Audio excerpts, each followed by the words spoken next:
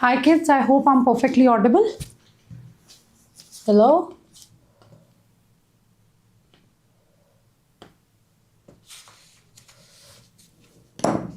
Yes, I am. Finally. Hi students, I hope you guys are doing great. Hi kids, I hope you all are doing great. I hope I'm perfectly audible and visible. Yes, please. Good evening, good evening, good evening. I hope I'm perfectly audible and visible to all of you. Yes, please.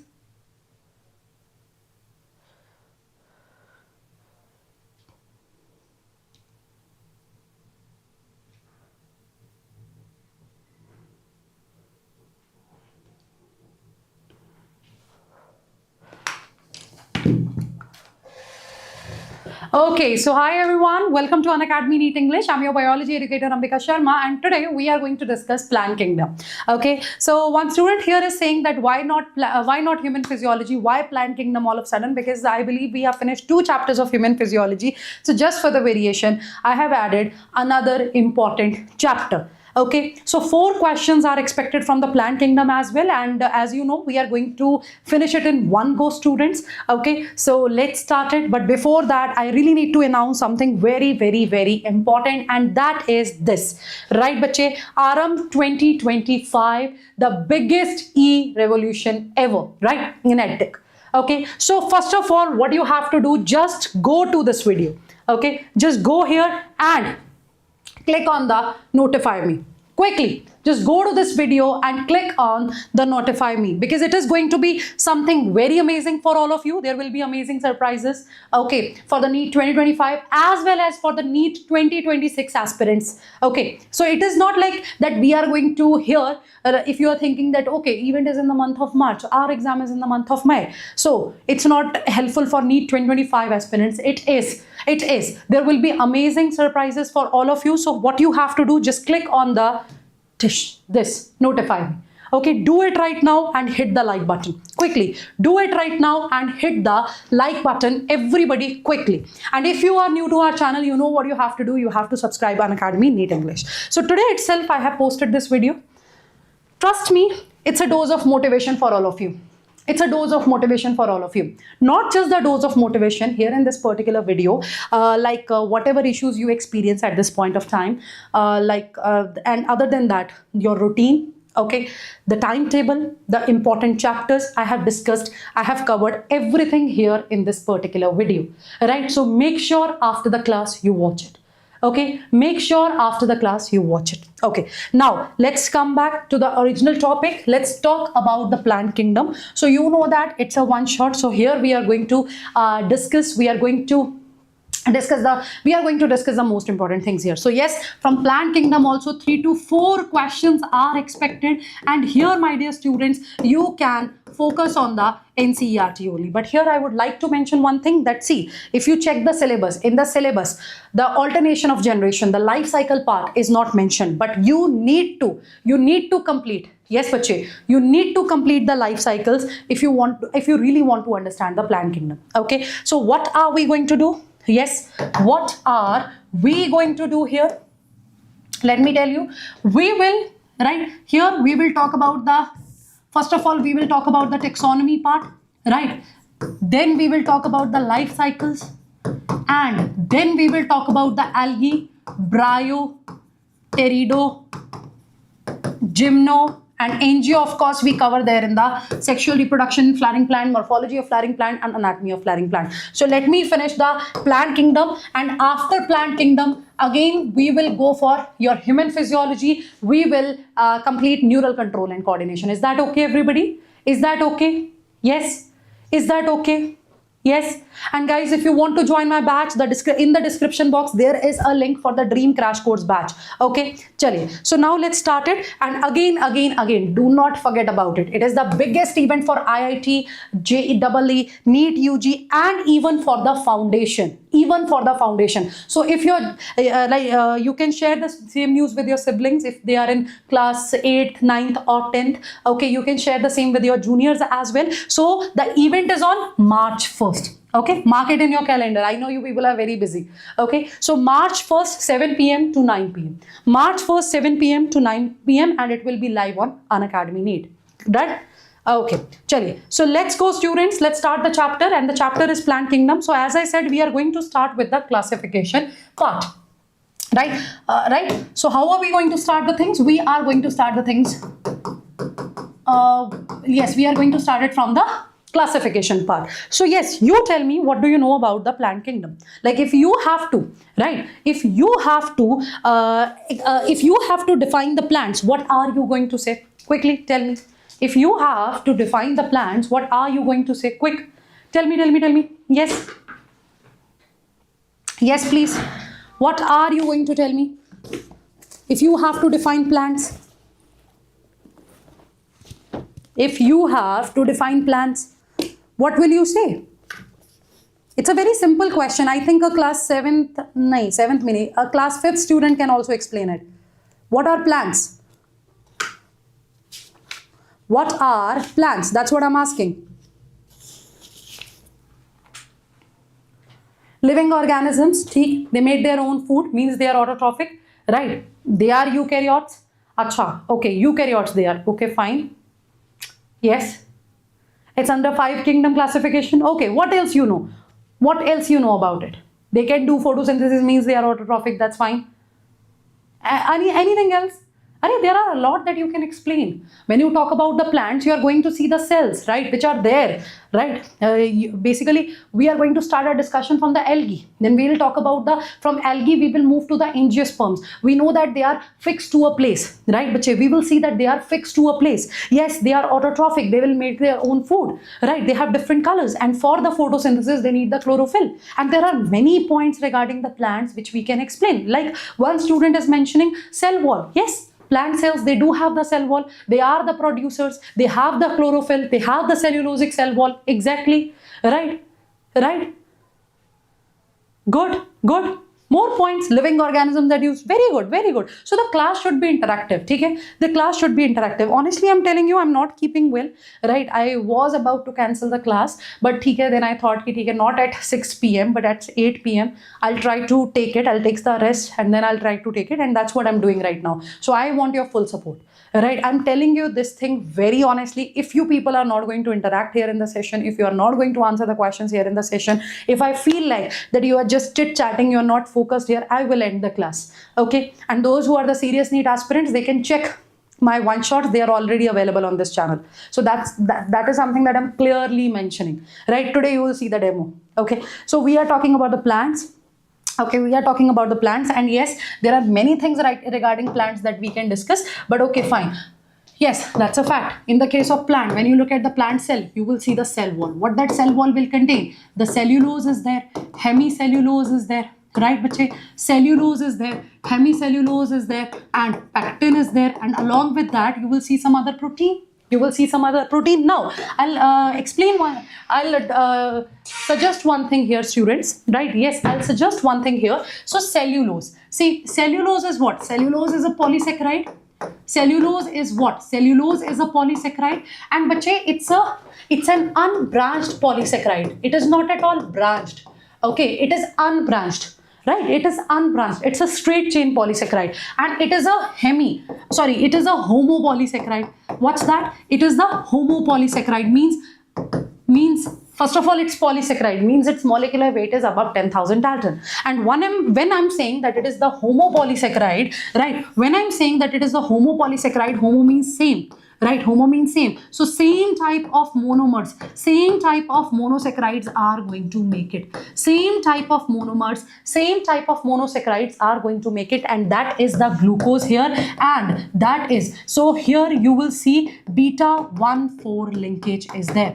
Beta 1,4 linkage is there. Now, you must be thinking, madam, plant kingdom, madam, cellulose, why? What's the need? Right? How many of you are thinking the same? Madam, what is the need? What is the need? Plant kingdom. ठीक है. You move to cell biology. Then you move to biomolecules. Why? So it is seriously. it's a suggestion from my side, my dear students, that if you have completed your syllabus and if you have completed the related chapters, revise them like this, recall them like this, right? Close your eyes, right? Close your eyes and revise the things, recall the things, recapitulate the things, okay? Recapitulate the things. So in the video, right, that I have posted today, right, here I have mentioned something called active recall, right? I have mentioned something called active recall, by which you can save your time, right? You people can literally save your time. Trust me, you can save your time and you can revise more. So that's why I'm suggesting you this. Now, come back to the topic. Yes, we know this is what we have in the plant cell, and we know that in the plant cell, the nucleus is eccentric, all that things we know already. But what we have to focus now, we have to focus on the system of classification. What we need to focus here, bache? We need to focus on the system of classification here, right? What we need to focus? We need to focus on the system of classification. Trust me, we'll complete the NCERT. I'll only share the important information, extra points for important information only. So we will talk about the natural system, the artificial system first, right? Where gross morphological characters are considered. So artificial system of classification we are going to discuss. We are going to discuss the Bentham and Hooker natural system of classification. We will also discuss about the phylogenetic. Phylogenetic system, when we are saying, means we are talking about the evolutionary relationship, right? What are we talking here? We are talking about the evolutionary relationship, right? Then cytotaxonomy, numerical taxonomy, these are the points that we have to discuss. So directly come to the topic here. So see, when we are talking about the artificial system, right? When we talk about the artificial system, yes, right, when we talk about the artificial system, right, bache? So here in this artificial system, okay, basically this system of classification was advocated by many scientists. Matlab, theek hai, Linnaeus was one of them. But along with Linnaeus, right, Aristotle, Theophrastus, John Ray, Carl Linnaeus, right, the main advocates of this classification, right? Aristotle, Theophrastus, John Ray, Carolus Linnaeus, right? They were the main advocates of this particular system. And Aristotle, you know, na, father of biology, father of zoology.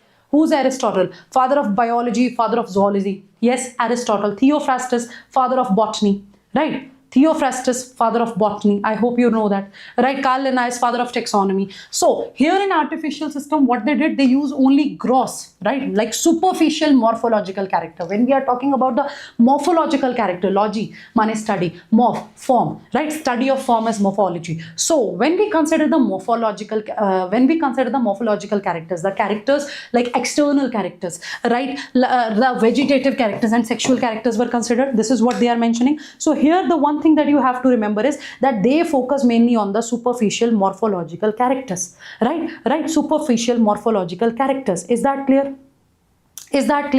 Right? Superficial morphological characters. And here actually they have given the equal importance to the vegetative and sexual characteristics, right? So let me explain that to you in a better way, I would say. So here, just look at this. This is the basic introduction directly from the NCERT. So when you see this part, right, because we have to complete the NCERT, we have to highlight the NCERT. So when you look at it, so you can see here, yes, everybody, please pay attention. So the earliest system of classification, it used only gross superficial morphological characters, right? Like habit, okay, like what? Like habit, color, number and shape of leaves. Imagine habit, color, number and shape of leaves. That type of characters they considered.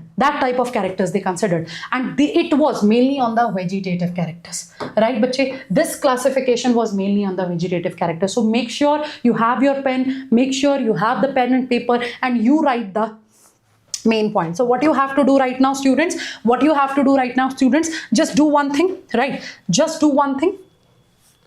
Chalo, 1 second.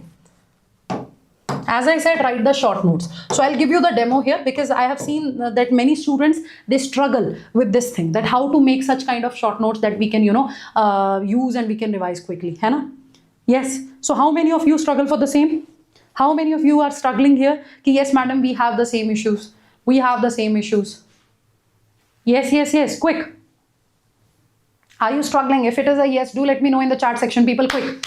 people quick, we have to be quick, है ना? चलो, so देखो, simple. You are talking about the classification. We talk about Mr. R.H. Whittaker. Yes, we discuss about the R.H. Whittaker. Yes or no?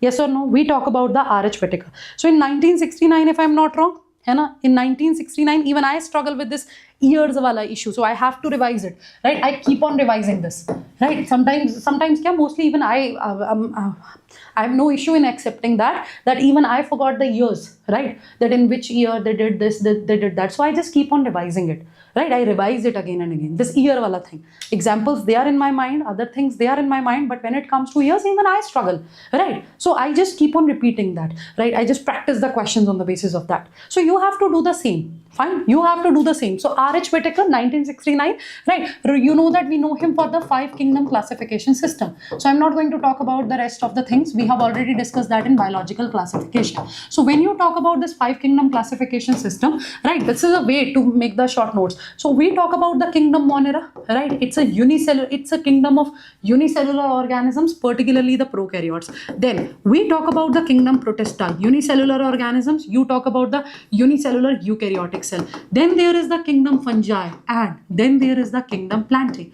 Then there is the kingdom Plantae, and then what do we have? We have kingdom Animalia. That's what we have. We have kingdom Animalia. So right now, what are we talking? We are talking about the kingdom Plantae. So it is the kingdom of eukaryotic cell, and yes, it is the kingdom of eukaryotic cell, and here you consider the multicellular eukaryotic cell. The chlorella that we discuss here under the algae topic, right? Even in the books you will read that they have mentioned that though they are the unicellular eukaryotes, they should be in the Protista, but you know, they have more similarities with algae, so that's why we study it there. Okay, so Plantae, eukaryotic cell. So here in the Plantae, what you discuss exactly, right? What you discuss exactly? You talk about the algae, right? You talk about the bryophytes, yes or no? We talk about the algae, we talk about the bryophytes, we talk about the pteridophytes, right, bache? The gymnosperms and the angiosperms. This is just a demo, right? Right now, because your exam is there in 2 months, right? Your exam is there after 2 months. After 2 months, you guys are having your exam. So I believe you know these basics. If you know it, well and good. If you don't know it, then you can make the same flow chart. Okay. So now, because we are talking about the systems of classification, and as you know, we are talking about the artificial system. So here, what are you considering? You are talking about the gross morphological character. You can just write it, right? That's how you can make your short notes. Problem solved. Yes. Problem solved. That's how you can make your short notes, right? I'm not going to write the complete line. Gross morphological character means habit, the number, the shape of the leaves, etc., etc. And what else? They have given equal weightage, right? They have given equal weightage to sexual and vegetative characters, right? To vegetative characters, as well as sexual characters. Are you getting my point? So that's not acceptable, right? Because vegetative characters, they are influenced by, right, directly influenced by the environment. So that's what you have to do. That's how you can make the short notes. Is that clear? Is that clear? So number, shape and leaves, it was considered, and as I said, right, so they were mainly based on vegetative characters or on the androecium structure. What is androecium? What is androecium? You know that here you are talking about the male part of the flower. Basically, you are talking about this, right? That is stamen. Group of stamen will form the androecium. It's the male part having the anther, having the filament. Am I clear? Having the anther, having the filament. Am I clear here? Am I clear? So it is mainly the NCERT reading today. So it is based on the vegetative character or on the androecium system. So as I said, it was given by Linnaeus, and I told you about the main advocates of this particular system of classification. Right, bache? Right. Is that clear? Right. So why the system was not acceptable? And see here, they separated the closely related species since they were based on few characters. They didn't consider many characters. They considered the few characters, and that too the morphological characters. Right, bache? So why the system was not that acceptable? That's the main point here, because they have given equal weightage to vegetative and sexual characters, because vegetative characters, they are more easily affected by environment. So how can they give equal weightage to both? Okay, how can they give equal weightage to both? Are you getting my point? How can they give equal weightage to both? Is that clear? Is that clear? So I told you about the main advocates, and even further, if I have to mention more drawbacks of that, so I'm writing it here only, right? So when we talk about the drawbacks here, so of course they didn't consider any evolutionary relationship. So no natural or phylogenetic relationship is considered. No natural or phylogenetic relationship is considered. Are you getting my point? Are you getting my point? That is also a drawback here. Right. That is also a drawback here. And the characters that they selected, they were influenced by the environment. Right. So because it was based on few characters, the rest two weightage are mentioned here only. Because it is based on few characters, yes, so it separated the closely related. Right. Ye dekho, this is the second drawback. That they were based on the few characters, so they separated the closely related species. And see, their characters that they selected were easily influenced by the environment. Now, the natural system of classification. So when we talk about the natural system, it is also known as horizontal system or 2D system. It is also known as horizontal system or 2D system of classification. Please write down the names, right? Please write down the names. Okay, so it is the horizontal system and the 2D system. What's that? It is the horizontal system and it is the 2D system. Is that clear? Horizontal system and the 2D system. So when you talk about it here, what they considered, it was on the natural affinities, natural similarities among organisms, right? So they considered the external characters as well as internal characters, right? So they even considered what? They even considered the internal characters. Are you getting my point? They even considered the internal characters. Along with external, they considered the internal characters. That is something very important, right? So here, again, you people can mark this, that this system of classification was based on the natural affinities among the organisms. It was based on the natural affinities among the organisms. So not only the external, but also internal characters were also studied, like ultrastructure, right, bache? Like what? Like ultrastructure, like anatomy, embryology, phytochemistry, right? That ultrastructure of that particular cell, anatomy, that is the internal structure, embryology, the study of embryo, and then they are talking about the phytochemistry, right, bache? Right, bache? So they have considered everything. So who gave this? Bentham and Hooker. Who gave this? Bentham and Hooker. Scientist name important? Yes, madam. Here it is very important. Any doubt? Even I have studied the same in my graduation, right, in detail, right? We have studied that. Our teacher, it was our target, right? In MSc, students used to remember this. Students, I think still they do, right? They need to remember this. During their masters, they need to remember this, about the classification. This is the classification, right? This is the classification given by Bentham and Hooker, the number of orders and everything. But she said that you have to complete it in your graduation only. So I still remember this, Bentham and Hooker. We used to write it every day, imagine, right? Trust me, my college was more like my school. It was more like my school.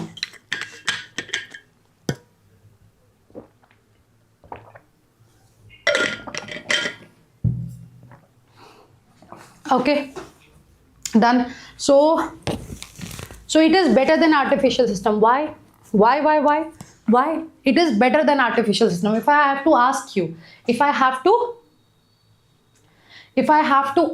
you, yes, that why this system is better, because see what they considered the natural affinity.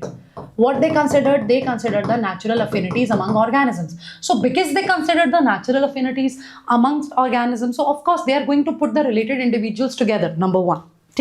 Right, number one, that's something very important, right? And other than that, yeah, so that is why they put the related organism together. And yes, right, so it indicates, basically this system of classification, somewhere it indicates the phylogenetic relationship. So when we say the phylogenetic word, we are talking about the evolutionary relationships, right? We talk about the evolutionary relationships, right, bache? So here somewhere it considered the phylogenetic relationship and the origin of organisms as well. That's why it was better, right? That's why it was better. Is that clear? So Bentham and Hooker, they published their scheme of classification in the 3 volumes of genera Plantarum, right? They published their this classification in the 3 volumes of genera Plantarum. That's what you can mark. And next is the phylogenetic phylogenetic system of classification. So phylogenetic mane evolutionary. Yes, phylogenetic mane, yes, it is the evolutionary relationship. So it is the vertical system of classification and 3D system of classification. So the word is phylogenetic relationship. The word is phylogenetic relationship. So obviously evolutionary relationships will be considered. Right. So because we are considering the evolutionary relationship, right, on the basis of evolution, if we are considering them, definitely we are going to put related organisms together, right? Definitely we are going to put the related organisms all together. Isn't it? Because you are talking about the phylogenetic relationship here, right? So this classification is mainly the rearrangement of the natural system, right? Right.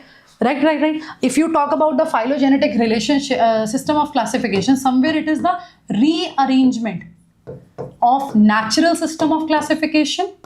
It is the rearrangement of this natural system of classification, and here they have used as much characters as they can. And of course the most important thing is the evolutionary relationship, right? The most important thing here is the evolutionary relationship. Is that clear? The most important thing here is what? It is the evolutionary relationship. So at present phylogenetic classification system, it is based on evolutionary relationship, right? So this assumes that the organisms belonging to the same taxa, those who belong to the same taxa, they have common ancestor, right? Bache, what do they have? They have the common ancestor. Is that clear?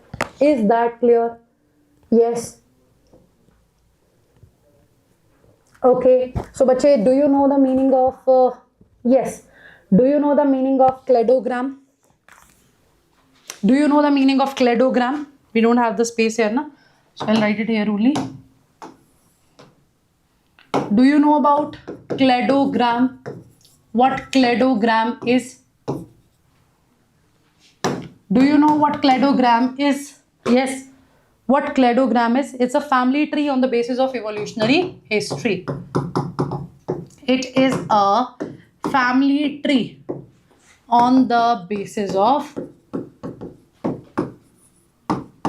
evolutionary history. What's that? It's the family tree on the basis of evolutionary history. Is that clear? What is cladogram? The family tree on the basis of evolutionary history. Is that clear? Is that clear?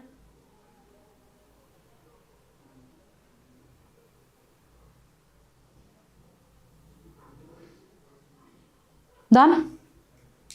Any doubt? Done? Any doubt? Chaliye. So next, they are the branches of the taxonomy, right? So name will explain everything.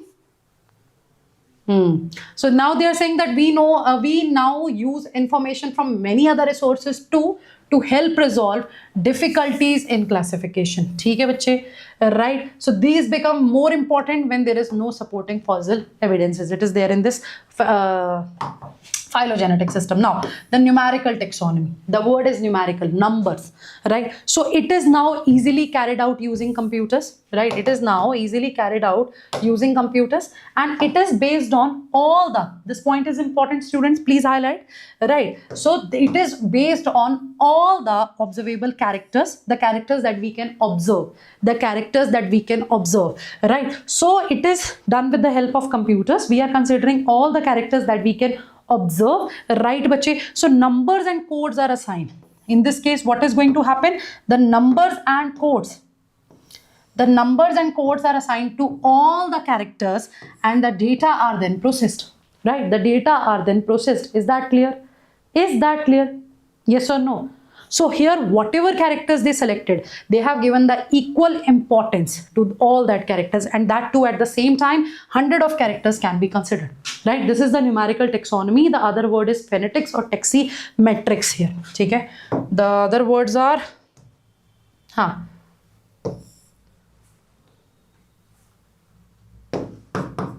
phonetics or taxi matrix. These are the another name, right? So computers will be used, right? So numbers and codes will be assigned to all the characters and the data are then processed. The data will then process. So equal weightage will be given. Equal importance will be given to the 100 of characters, right? They'll be considered and equal weightage will be given. Is that clear? Then the cytotaxonomy. Cyto word is associated with the cell, of course. So here the cytological information, cell information like the chromosome number, their structure, their behavior will be considered, right? When it is chemochemicals inside. So chemical constituents of the plant to resolve the confusion, right? So it is used by the taxonomists these days. Just देखो here what is written. When you talk about the phylogenetic relationship, evolutionary relationship. If we are getting fossil evidences, fair enough. If we are not getting it, so it's important, right? It's important to use the information from other resources so that we can resolve. So we have these things now that will help here. That will help here. Am I clear? Right? Yes. So this part is done and dusted because after that we have to start the life cycles. So now I will write the keywords, right? Guys, the speed is okay. I know I'm a little fast, but the speed is okay. Let me read the chats here. Yes, the speed is okay.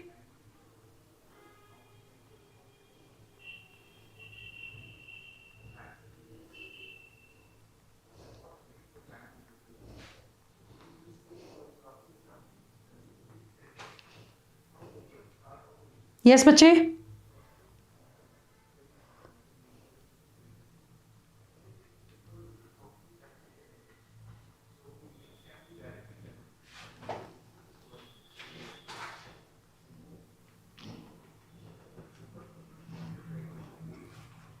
Good. Very good. I'll write the keywords now. Okay. Chaliye. So tell me what is natural system of classification. So when you hear this word, natural system of classification, what is coming in your mind? So basically we are playing a game. I'm giving you a word, you will tell me the answer, right? Right? Please write some important definition. Viresh, which important definitions are you talking about?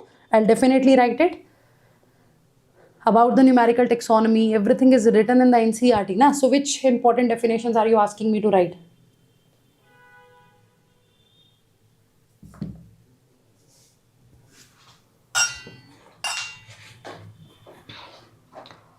Yes. Natural system. Dekha, that's the problem. I started with artificial system, right? Gross morphological characters, you are doing the same thing. Bache, hai na? You're doing the same thing. It's like gross morphological characters. I'm not talking about the artificial system. I'm talking about the natural system. So you have to, when you hear this word, natural system, Bentham Hooker, natural affinities, external and internal characters, both are considered. That's it. That's all. Revision done. That's what revision is. That's how you have to fill the gaps in between. Okay. That's what revision is, and that's how you have to fill the gaps in between. Okay. So that's not the good thing, bache. Arey, madam is saying natural system. She's starting with the first one only. So it is the, what is it? It is the gross morphological characters. No. You're not going to write a board exam. Right? This type of cramming is not going to help here. Okay, chaliye, next system. That is very easy. Cytotaxonomy. When you hear this word, then what you have to write? Cytotaxonomy. When we are saying cytotaxonomy, then yes. What's the thing here?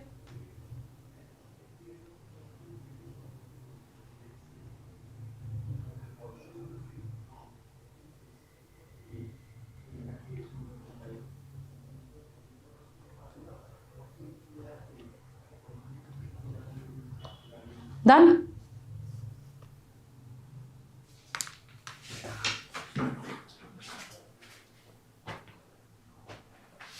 Chromosome ka number, structure, behavior, good. So this is all about the keywords here. Okay.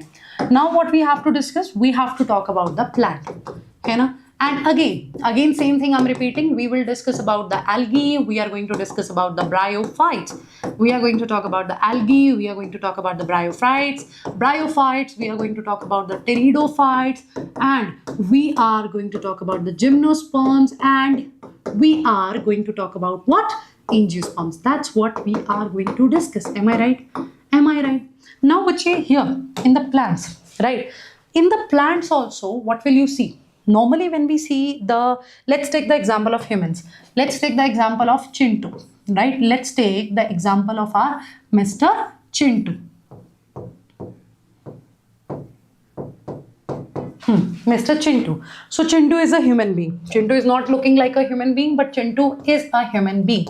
Okay, Chintu is a human being. So when you talk about Mr. Chintu, that's a human being. How many chromosomes do we have in the diploid state? 46 chromosomes. If there is no abnormality, right? 46 chromosomes are there. So from the Chintu's body, if you will take out the cells, right, and if you will see the number of chromosomes, you are going to find this 46 chromosomes. But when you talk about the gametes, right, you will see that gametes, like let's say sperm, so 23 chromosomes will be there in the sperm. 23 chromosomes, haploid, because gametes, they are what? They are haploid, right? That's what we know. Now in the case of plants, when you consider the plant, देखो, that is also a plant. Your mango tree, that's how we used to draw, na? है ना? Trees, that's how we draw trees, na? Right? Right? And that is also a tree. And not a tree, but that is also, sorry, that is also a plant. Some abnormal structure. Right? That is also a plant. They are the plants. Okay? Okay, sometimes this is, let's say this is a plain floor. Some green growth is there. That is also coming under the kingdom plantae. That's also plant. So in the case of plants, say in the case of Chintu, in the case of humans, we are clear that all the body cells are diploid, but yes, gametes, they are haploid. Gametes, they are what? They are haploid, isn't it? But in the case of plants, right, in the case of plants, that's not the mandatory thing. In the case of plants, you cannot say that all the plants, their main body will be the diploid one. It can be haploid one. It can be haploid one, right? Like let's say if you talk about an algae, right, in the case of algae, right, let's say this is the algae. This is the algae, right? This algae, if you will see the cells here, right? If you see what? If you see the cells, if you see what? If you see the cells, so here you will see the cells are haploid. They are not even diploid, they are haploid. The cells are what? They are what? Yes, please. They are what? They are haploid. Are you getting my point? What these cells are? What these cells are? They are haploid. What these cells are? They are haploid. They are haploid. Am I clear?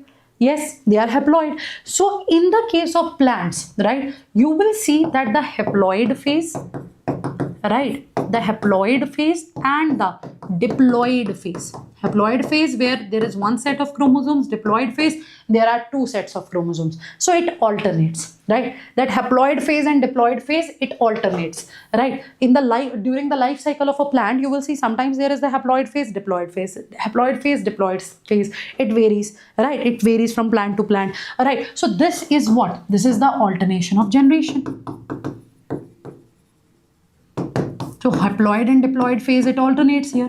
So it is the alternation of generation. And what is the point here? The haploid and the diploid phase, it alternates there. The same thing you read in the animal kingdom also. I'll give you the reference, right? I'll give you the reference. Like when we talk about the phylum Cnidaria, if you people remember, when we talk about the phylum Cnidaria, in the case of phylum Cnidaria, if you remember, we talk about the polyp, we talk about the medusa.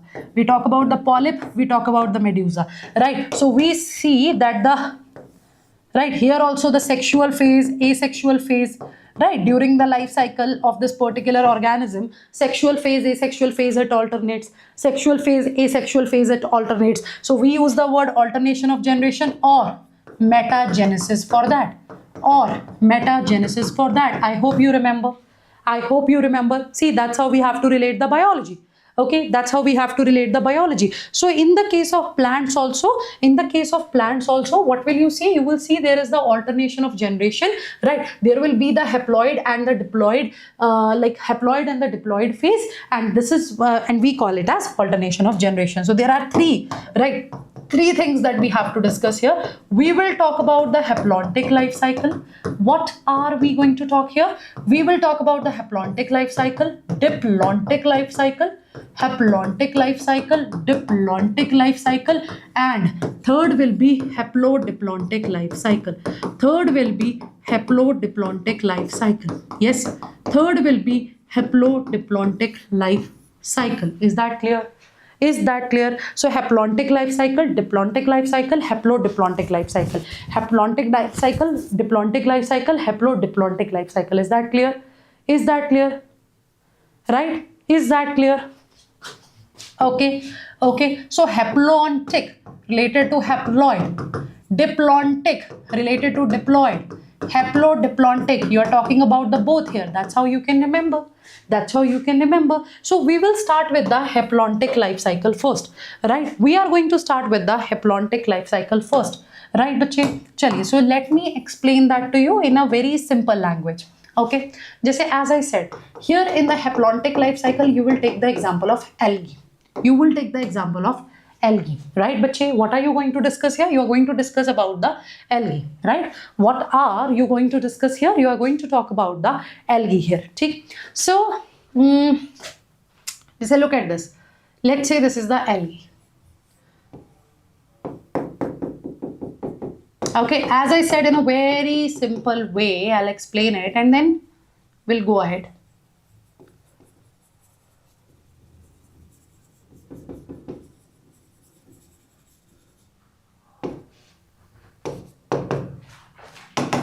Take algae.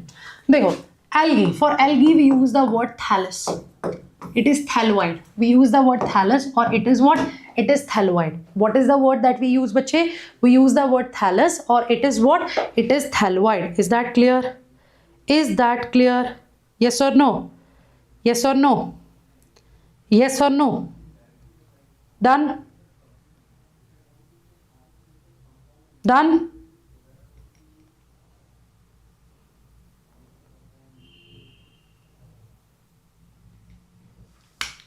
Okay, so what is the meaning of thallus here? Thallus mane, it is not differentiated.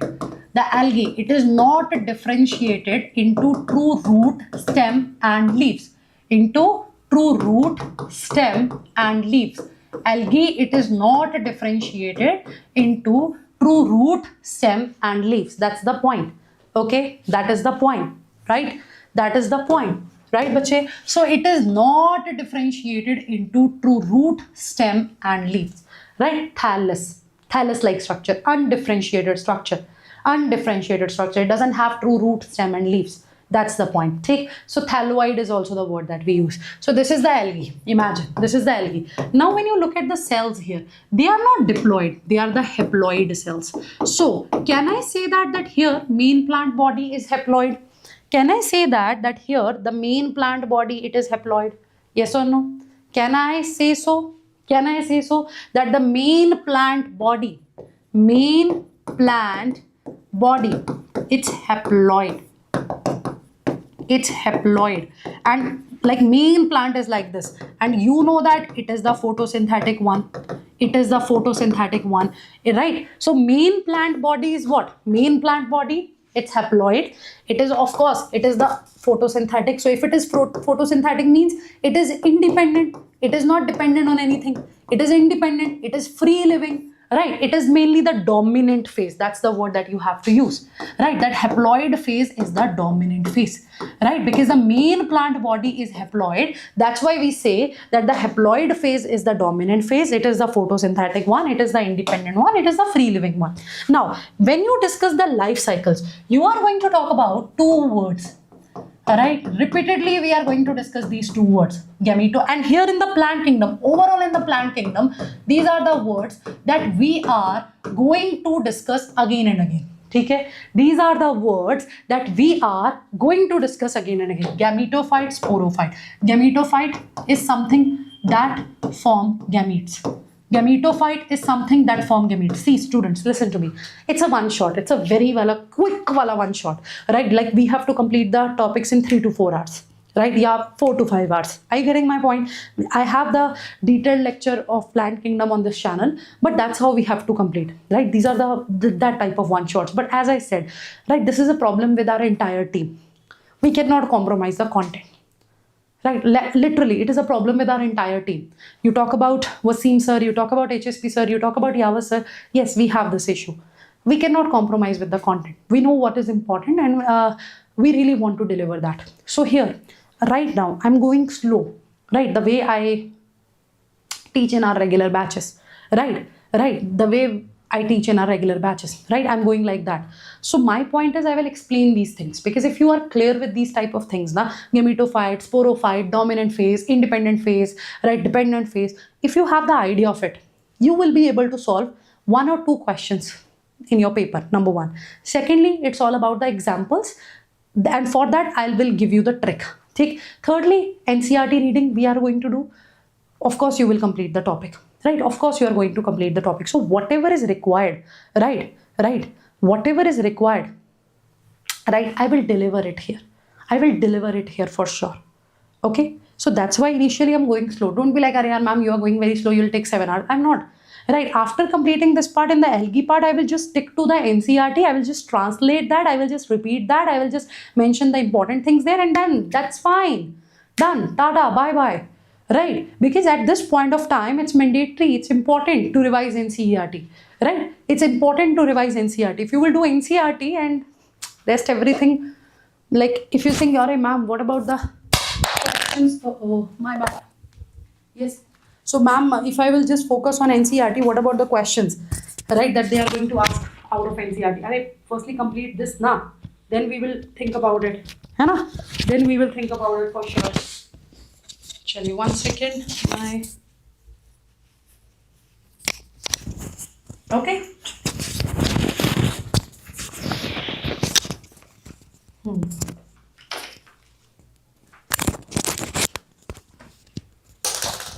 Okay, any doubt?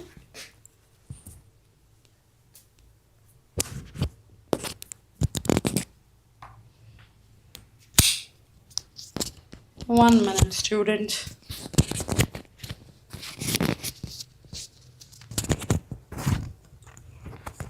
So I believe this part is clear. Take. So the word here is gametophyte. Gametophyte is something that forms gametes. Sporophyte, something that forms spores. Take. Gametophyte, that will form gametes. Sporophytes, that will form spores.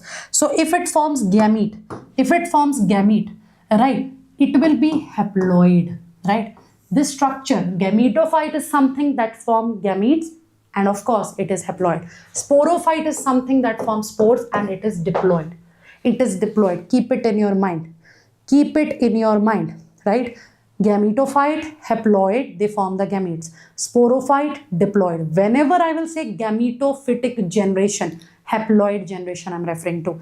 Whenever I say sporophytic generation, I'm talking about the diploid generation. Are you getting my point? So when I'm saying, right, gametophytic generation, I am talking about the haploid phase. I'm talking about the haploid phase. Whenever I'm saying sporophytic generation, I'm talking about the diploid phase. Is it clear? So gametophyte, it is something that will form gamete. Sporophyte, it is something that will form spores. Now again, pay attention. I just said that in the algae, the main plant body is haploid. So can I say that here gametophyte is dominating? Gametophytic phase is dominant. It is dominant, right? The gametophytic phase is dominant. Yeah, gametophyte is dominant. Can I say so? Yes, please. Can I say so? Yes, please. Yes, please. Can I say so? That it is the one that is dominating. It is the one. Yes, that it is the one that is dominating. Can I say so? Of course we can. Right, now see, gametophyte, it is already haploid if it has to form the gamete, but because this is the role of the gametophyte, it has to form the gamete, so it will undergo mitosis, not meiosis. So in the case of plants, right, the haploid cells, what will they show? They will show mitosis. The diploid cells are also there, haploid cells are also there, but here when this is the gametophyte is the dominant phase, yeah, obviously it is a gametophyte, it is haploid, so if it has to form gamete, it will go for the mitosis. mitosis. So what is mitosis? Mitosis is the equational division. What is mitosis? Mitosis is the equational division. What is the meaning of equational division? Equational division is the one in which parent cells and the daughter cells will have same number of chromosomes, right? In which parent cell and the daughter cells, they will have same number of chromosomes, right? In which what is going to happen? The parent cell and the daughter cells, they will have same number of chromosomes. That is what mitosis is. So of course, a gametophyte, it will undergo mitosis and then it will form gametes. Is that clear? Then it will form gametes. Is that clear? Now again, understand this thing. Please pay attention here. Please, sporophyte, the diploid generation of the plants, sporophytic generation. 2N it is. It will form spores. But bache, these spores are always haploid. These spores are not going to be diploid. These spores are not going to be diploid. These spores are haploid. These spores are what? These spores are haploid. So if a diploid cell, if it has to form the haploid spores, of course it will undergo meiosis.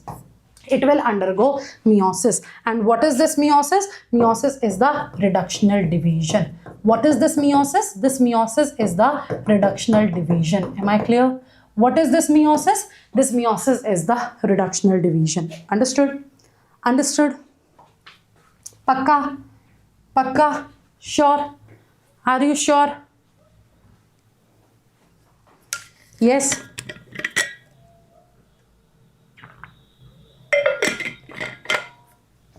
Any doubt here? Any doubt here? Okay, done. So haploid phase is the dominant one. So of course this haploid phase, when like what will happen? It will undergo mitosis, right? When there is a gamete formation, with the help of mitosis, it will give us the gametes. Now, if gamete has formed, definitely they will fuse with each other. Male and female gametes, they will fuse with each other. What will you get? You will get a diploid zygote. What will you get? You will get a diploid zygote. But here, in the case of algae, haploid phase is the dominant phase, right? The main plant body is haploid. The main plant body is gametophytic. Okay, so in the case of algae, whenever there is the formation of zygote, zygote is the diploid cell. That zygote will undergo meiosis. Here, what's going to happen? This zygote, remember this thing, bache. Zygote is the only cell of sporophytic generation here, right? Zygote is the, in the case of algae, in the case of haplontic life cycle, right? The zygote, it is the only cell of sporophytic generation. It means it is the only diploid cell. Are you getting my point? It is the only diploid cell. But we know that it is the haplontic life cycle. The main dominant phase is going to be the haploid phase. So this zygote, it has to undergo meiosis. This zygote, it has to undergo meiosis. This zygote, it has to undergo meiosis. That is the reductional division. So because this zygote, it is undergoing meiosis. So that is why, let me tell you, the zygote is also known as zygospore. Do not confuse it with zoospore. It is the zygospore. Do not confuse it with the zoospore. It is the zygospore. So what's the word that we have here? The word is zygote. The zygote will undergo meiosis. That is the reductional division. After that reductional division, you will get 4 haploid spores, and these haploid spores, they will germinate. Right now, they are the single cell haploid spores. They need to germinate. They will become multicellular. So when they need to germinate, they will again undergo mitosis, and again they will grow into this multicellular gametophytic, right? Multicellular gametophytic thallus. So this is all about the haploid phase. So again, I am telling you that algae, right? Gametophytic phase is the dominant one. So when I'm saying it is the dominant one, this is what something that you will see majorly in the life cycle, and it will undergo photosynthesis, right? It will undergo photosynthesis. Are you getting my point? It will do what? It will undergo photosynthesis. Is that clear? Is that clear? Yes. Is that clear? Yes or no? Yes or no? So algae, it is the gametophytic phase. It is the dominant phase. It is the gametophytic phase. It is the dominant phase, right? It is the haploid phase, right bache? So this haploid phase, when it will undergo mitosis, right, because of mitosis only it will form the gametes. Why? Because the main plant body is already haploid. So haploid cells will not undergo meiosis, they will undergo mitosis. So let's say this is the female gamete, let's say this is a male gamete. We know that the fertilization will occur, the diploid zygote is there. So we also call it as zygospore, right? We also call it as zygospore, right bache? We also call it as zygospore, right? Yes or no? So this is the zygote. Yes, so it is the zygote and it is also known as zygospore because it is the one that will undergo the meiosis. So again I am repeating, it is the only cell of sporophytic generation, right? And it is not at all independent, it is dependent on this gametophyte. It will take its nourishment from that gametophyte and then it will undergo meiosis. That is the reductional division, and that reductional division will give you 4 haploid spores. That reductional division will give you 4 haploid spores. Let's take the example of this haploid spore. This spore will germinate. Yes students, this spore will germinate, of course. Mitotically it will become multicellular, right? Of course it will grow into the same thallus. So that's how it is. Any doubt?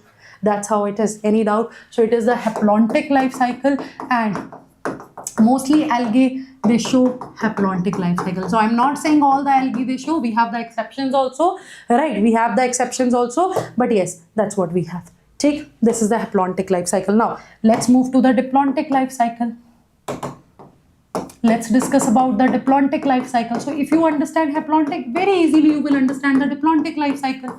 Okay, so diplontic life cycle mein you have the examples of, right, here you have the examples of gymnosperms and angiosperms. Right, you have the examples of gymnosperms and angiosperms.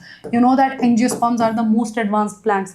They are the flowering plants, right? They are the flowering plants. So just take the example. Just say, let's say in the diplontic phase, this is your plant, okay? Let's say it is an angiospermic plant. So here the cells are going to be diploid. So what is the meaning of that? That sporophytic phase is dominant, right? It is the sporophytic phase which is dominant here, which is photosynthetic. It is the sporophytic phase which is dominant here, which is photosynthetic. Yes, yes please. It is the sporophytic phase which is dominant, right, which is photosynthetic, which is independent. Now if this sporophyte, right, if it has to form the spores, it will undergo meiosis. Take, just if I take the example of angiospermic plants, in the case of angiosperms, if you remember this stamen, anther and filament, female is having stigma, female is having stigma style ovary, right? Here you have the ovule. So basically what am I trying to say? What am I trying to say? Here overall the plant body is diploid. So you can consider the example. Just say, let's say if it is there will be the diploid cell. For an example, take the example of microspore mother cell. We will discuss the same in the sexual reproduction in flowering plants. Microspore mother cell, it is diploid. It will undergo meiosis. Microspore mother cell, what is it? It is diploid. It will undergo meiosis, right? You will get 4 haploid spores. What will you get? You will get 4 haploid spores. And these spores, just say, let's say if you take the example of a single spore, if you remember this microspore, right, further the layers will be there and it will form the pollen grain. Remember this thing? Anybody? Sexual reproduction in flowering plants.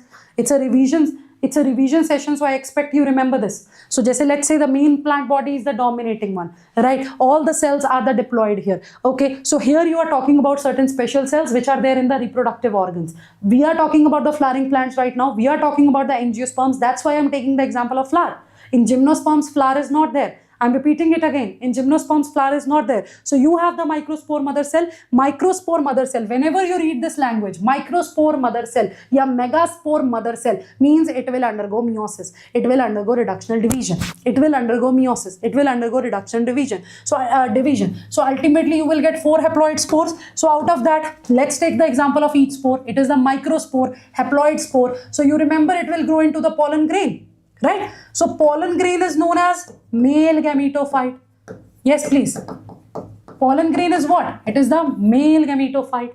Male gametophyte means it will form gamete. So here you can see the pollen grain. What's that? It is haploid. So gametophytes are always haploid. So that is how it is going to be. So male gametophyte it is. It will form male gamete. Same way, right? We have the female gametophyte as well. That is your embryo sac. Okay, that is your embryo sac. In the case of female, the ovule, it is having nucellus, megaspore mother cell, that will also undergo meiosis. One functional megaspore will be there, that will grow into the embryo sac, which is your female gametophyte, which will have female gamete. Ultimately, again, the story will be same, right? So I'm not writing it in detail, right? So male gamete and the female gamete will form, right? In detail we will discuss it, of course.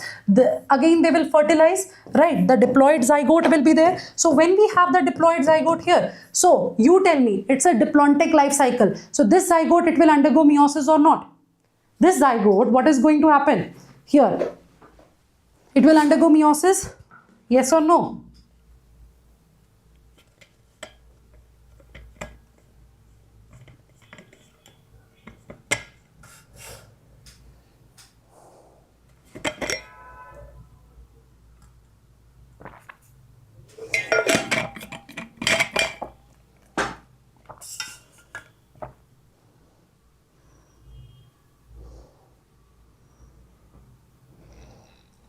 Done?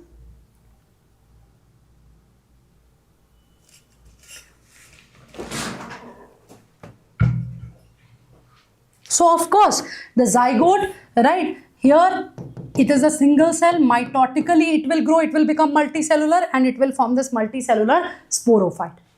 It will form this multicellular sporophyte. So in the diplontic phase, you will see that your sporophyte is what? It is even multicellular.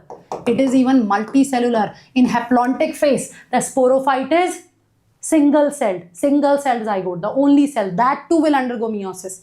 Okay, and here when you talk about the male gametophyte, there are one or few cells, right? Like few cell stage it is. So that's how it is. That's how it is. And here this gametophyte, right, be it the male gametophyte or female gametophyte, it is dependent on sporophyte.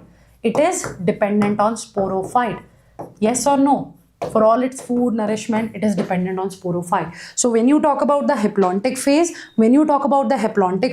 it is the sporophyte which is dependent on the gametophyte. When you talk about the diplontic phase, it is the gametophyte which is dependent on the sporophyte. Any doubt?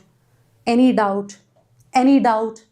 Any doubt? Haplodiplontic clear? Example is gymnoangium. Next thing is the haplodiplontic. So haplontic and diplontic clear, because next is haplodiplontic. Next is haplodiplontic. Haplodiplontic life cycle. Trust me, if you want to understand plant kingdom, you need to understand this. You need to understand this. Is that clear? Is that clear? Right? So what is the word here? Haplodiplontic life cycle. See, bryophytes and pteridophytes, they are going to show this. Bryophytes and pteridophytes, they have haplontic and diplontic life cycle. Even few algae, they will also show it. Now when it is the bryophyte, just like algae, after algae we have the bryophytes now. Bryophytes are also bache thalloid. They are also thallus like. Better than algae, it's like, let's say you have scored 20 marks in your exam and your friend has scored 25. But both of you failed, right? Both of you failed in that examination. But it's just that your friend is better because he scored 25, you scored 20. Same is the case here. Okay? So algae is also thalloid, bryophytes are also thalloid, but bryophytes may still, right? It's little better. The differentiation is little better. But again, it is also undifferentiated into true root, stem and leaves. But pteridophytes, they are the first terrestrial plants. And yes, they have the two root, stem, leaves and even the vascular tissue. So in the case of bryophytes, what do you have? Right, no doubt it is the haplodiplontic life cycle. Both the life cycle, both the phases will be there for a good amount of time. But the point here is that here, the dominant phase, when I'm saying, of course, it is photosynthetic, right? It is independent. It is not dependent on other.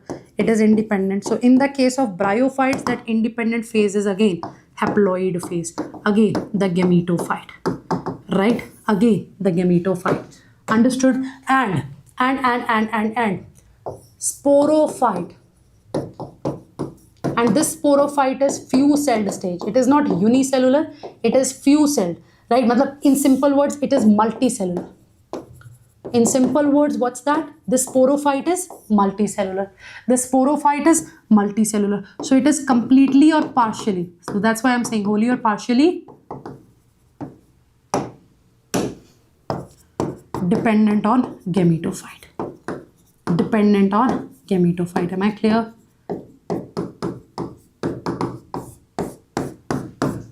Understood? Sure? Sure? So bryophytes, the dominant phase it is, photosynthetic phase it is, independent phase it is, right bache? So here the sporophyte completely or partially, it is dependent on gametophyte. It is dependent on gametophyte. Take. And here in pteridophytes, the dominant phases, dominant भी है, photosynthetic भी है, and that will be for the that will be for the long duration. Take. So this one is your sporophyte. The diploid phase is the dominant one. Take. The diploid phase is the dominant one. Understood? The diploid phase is the dominant one here. Diploid phase is the dominant one. But again, what is the most important thing here? What is the most important thing here? That here gametophyte is also free living, right? Is free living. It is not dependent on anything. That's the main point. Here gametophyte is not even dependent. Understood? Here the gametophyte is not even dependent. Understood? Sure? Sure?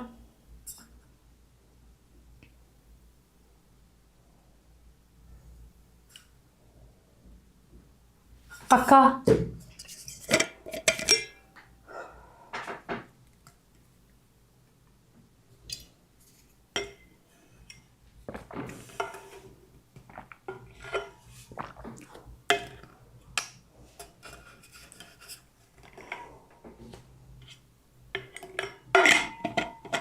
Done?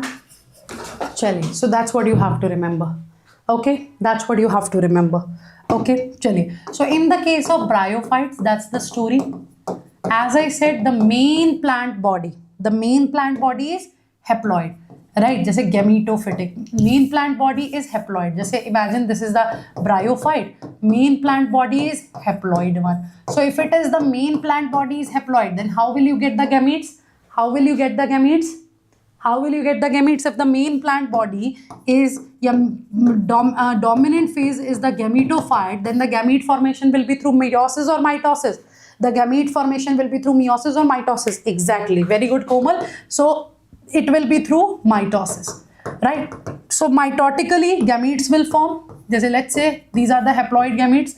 So these are the bryophytes. Again, water is required for the chalo, that part we'll discuss under bryophyte. The fertilization will occur, the diploid zygote will be there. Now, how this phase is different? How this haplodiplontic phase in bryophytes, it is different. How this haplodiplontic phase in bryophytes, it is different from the haplontic phase in algae. Here the zygote, it will not undergo meiosis immediately. No, this is zygote, right? Mitosis will occur in this zygote. This single-celled zygote will become diploid, right? So zygote is the first cell of sporophytic generation, but it is not the only cell of sporophytic generation. Definitely, it will divide. It will become multicellular. So here in haplodiplontic life cycle in bryophytes, you will see multicellular sporophyte. What will you see? You will see multicellular sporophyte, students, and you will see the proper capsule, foot seta capsule, right? That's what you are going to see, right? Foot seta capsule, that's what you are going to see. Okay, that's what you are going to see. So we have the sporophyte. So here in this sporophyte, right? Here in the sporophyte, right, bache? Right. So diploid it is. It is not haploid. The cells here are diploid because zygote is dividing mitotically. So it will form multicellular structure, the diploid cells. So here you will have some cells. This is the sporophyte, as we will discuss it in bryophytes, that there will be proper foot seta capsule. Within that capsule, there will be some cells that will undergo meiosis. Right, so in sporophyte, right, within the sporophyte, there will be some cells that will undergo meiosis, and what will you get? You will get haploid spores. Okay? So sporophyte will always form spores when it will undergo meiosis. Sporophyte will always form spores, right? And it will, sporophyte will undergo meiosis. Some cells here will undergo meiosis. They will form these spores. So these spores will germinate. Mitotically they will grow. They will become multicellular again, and they will grow as the gametophyte. So this is in the case of bryophytes. Take, this is in the case of bryophytes. Now let's take the example of pteridophytes, because pteridophytes are also different. Take, now let's take the example of pteridophytes. Let's take the example of what? Let's take the example of pteridophytes here. Okay, pteridophytes here. So here main plant body is sporophytic, right? So it is the sporophyte. It is the diploid phase that is dominant, that is for the long duration, that is dominant, that is photosynthetic. So when I'm saying dominant, matlab, it is the one that will be for the long duration. So photosynthetic, let's say, because here these are the pteridophytes that you are talking about, right? Because now we are talking about the pteridophytes. They are the first successful land plants, but still their gametophyte needs the water, right? So they are the tracheophytes. They have that vascular tissue. So let's say, so these pteridophytes, they are differentiated into two root, stem and leaves. Okay, this is the dominant phase. So of course it is the diploid phase which is the dominant. Again here also, just like the diplontic phase, there will be cells where the meiosis will occur. So sporophyte, when it will undergo meiosis, the cells there, they will form the haploid spores. So that haploid spores, my dear students, that haploid spores, they will germinate into a gametophyte. They will form gametophyte.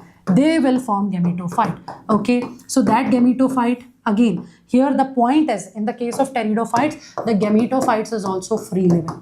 It is also photosynthetic. Take, it is also free living. It is also photosynthetic. It is not dependent on the sporophyte. So this gametophyte will live, right? What is the role of this gametophyte? It will form the gametes. Just again, mitotically it will form gametes by mitosis. So male gamete, female gamete, they'll fuse. You will have the zygote. That zygote will again grow into the sporophyte, right? That's how it is different. That is how it is different. Now I'll ask few questions. Again, I'll give you some keywords and you have to answer my question. Okay, so examples of haplontic life cycle. Examples of haplontic life cycle, quick. Examples of haplontic life cycle, quick. Quick, quick, quick. Examples of haplontic life cycle.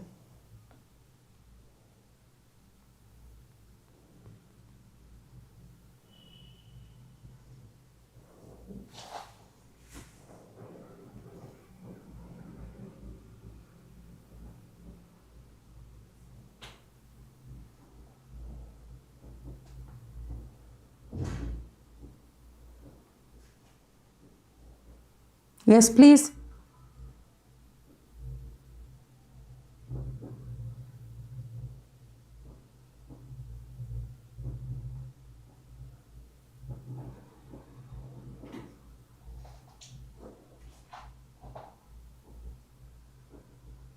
Done?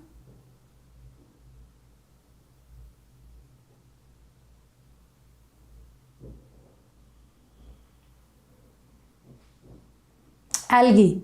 So not all the algae, but yes, like in the algae also we have the exceptions. We will talk about it.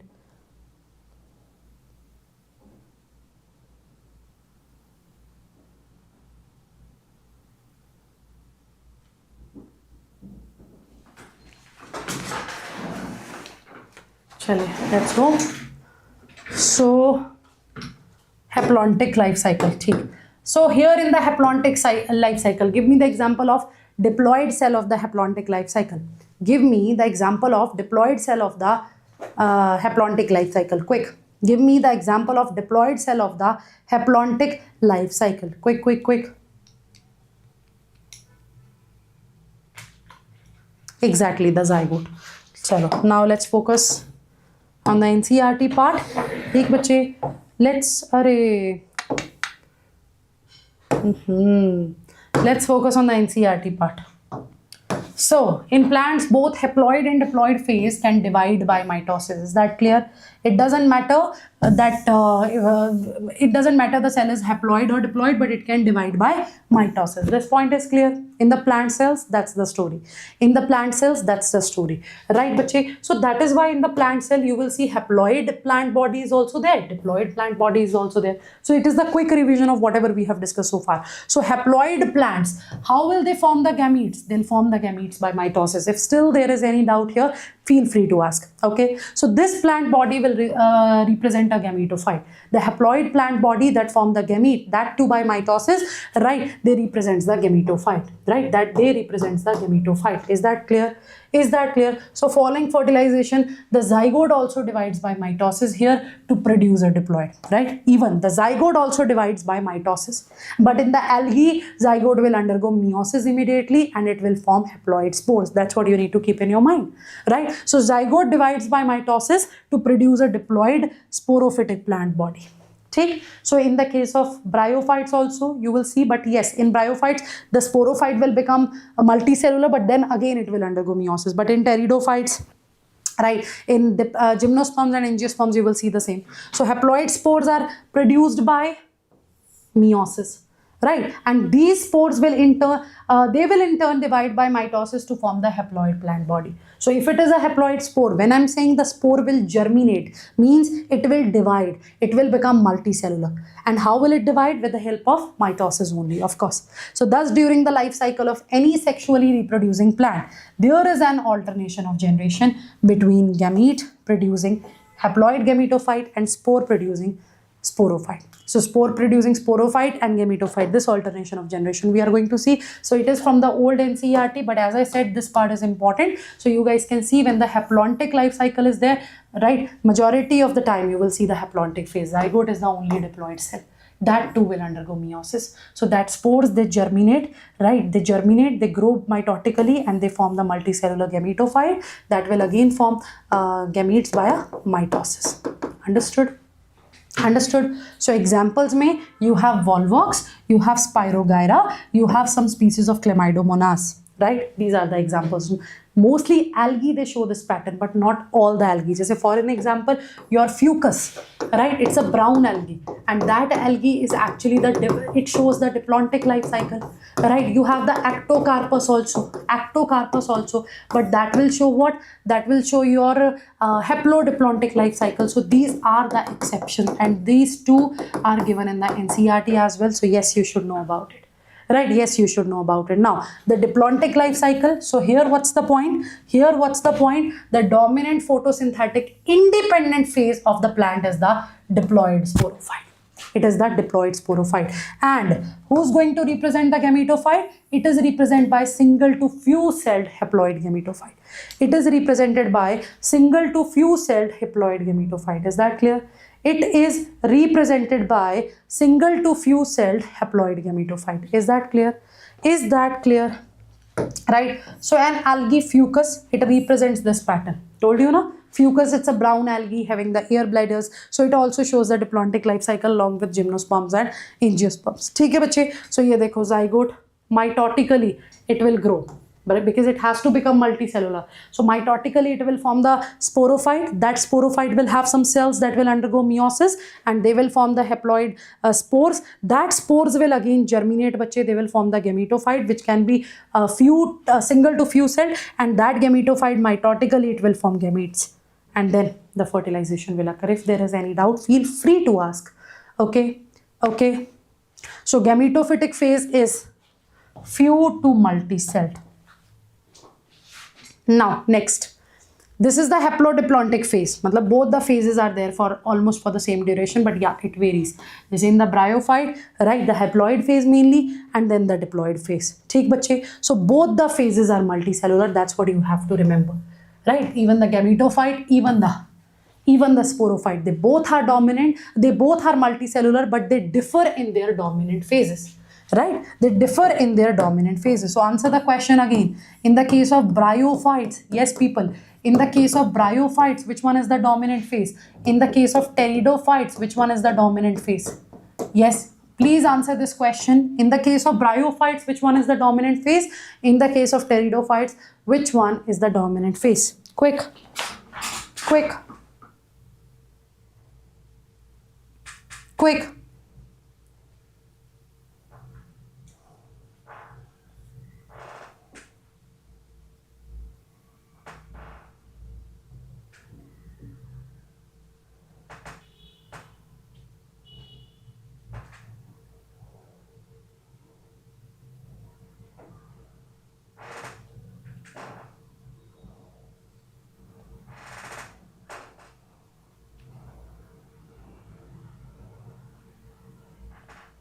Doubt?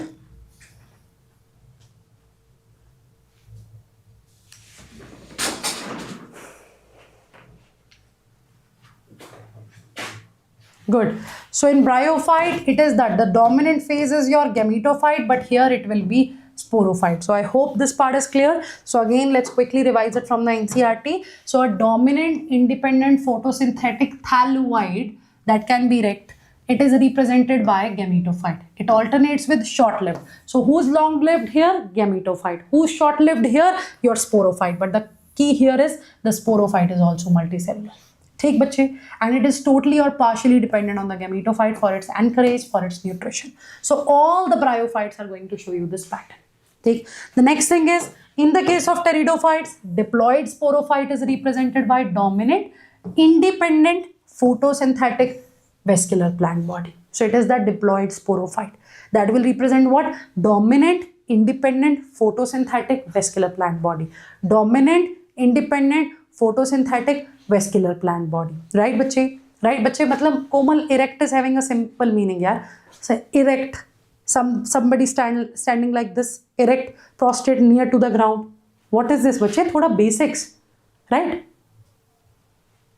Okay, so it alternates with multicellular, sporophytic, autotrophic, independent but short-lived haploid gametophyte. Okay, so it alternates with multicellular, sporophytic, autotrophic, independent but short-lived haploid gametophyte. So here the gametophyte is short-lived, but it is multicellular, but it is independent. That's a very, very, very important point here. So exceptions are given. Your ectocarpus, Polysiphonia, calps, they are haplodiplontic. So these are the brown. This one is brown algae. Take the scalps. Your ectocarpus. Done bache. So fucus is diplontic. So exceptions are important. So next part is the algae that we need to start, but before that we will make a flow chart. Okay, so in the case of algae, do we have the embryo? Do we have the embryo? In the case of algae, do we have the embryo? Do we have the embryo? No, bache, the zygote will immediately undergo meiosis. The zygote will immediately undergo meiosis. The zygote, it will immediately undergo meiosis. So the kingdom plantae, embryo stage absent. So that we see in the case of algae. So algae, they don't even have embryo. So here you talk about the green algae, that is your chlorophyceae. Yes, we discussed the brown algae, that is your phaeophyceae. Right, and then we have the red algae, that is your rhodophyceae. That is your rhodophyceae. Doubt? Yes, doubt. So the second thing is embryo stage present. So rest all the plants, they have the embryo stage, because zygote, when it is growing, then we are saying na embryo will be there. Now the next character that we have to mark. This is the first character na. This is the first character na, that is embryo stage. Second character that we are going to mark is vascular tissue, whether it is absent or it is present. Right? So vascular tissue absent. So students, it is even absent in your algae and in bryophytes. So vascular tissue present. So the plants in which vascular tissue is present na, they are known as tracheophytes. Right? What do we call them? We call them as tracheophytes. So your pteridophytes, gymnosperms and angiosperms, they are the tracheophytes. Vascular tissue absent, bryophytes. So bryophytes may you will discuss about the liverworts and the mosses. Hornworts are also there, but that is not given in your NCERT. Liverworts or the mosses. That's what we have to study. That is what we have to study. So vascular tissue present, so that's the tracheophytes. Vascular tissue present, that's the tracheophyte. Now the seed absent. or the seed present. So we know that seed habit, this seed is not there in the case of pteridophytes. So pteridophytes are the one which are vascular but they don't have the seeds. Is that clear? So even algae, even bryo, even pterido. Right, bache? Right, bache? Right? Right. Yes, pteridophytes. They don't have, so algae, bryo and pterido, they don't have seeds. Take, so seeds present में we have gymnosperms and angiosperms. Take gymnosperms and angiosperms. So flowers absent. Now the next character that we have to consider is flowers. Yeah, you can say that. 1 second. Seeds present, seeds naked or seeds covered. So naked are there in gymnosperms, covered are there in angiosperms. Covered are there in angiosperms. Am I clear? Covered are there in angiosperms. Right, Harun? Take, so seeds naked or seeds covered. They are inside the fruit. They are inside the fruit. They are inside the fruit. So this is the flow chart. So what can we write here? ये देखो, simple it is. Algae.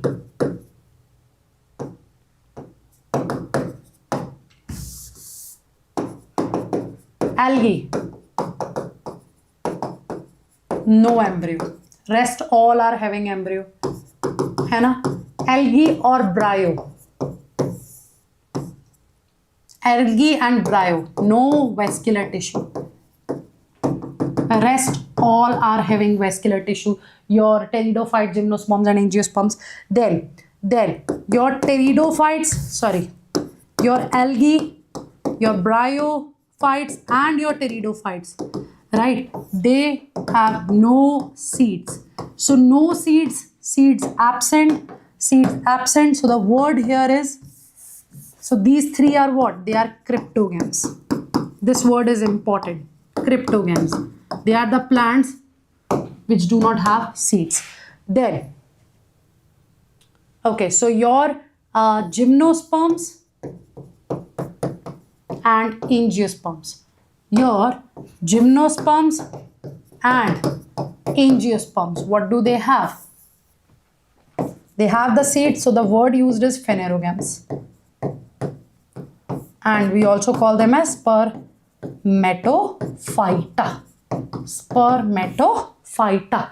Am I clear? We also call it as spermatophyta. Okay. Okay. Chalo, next out.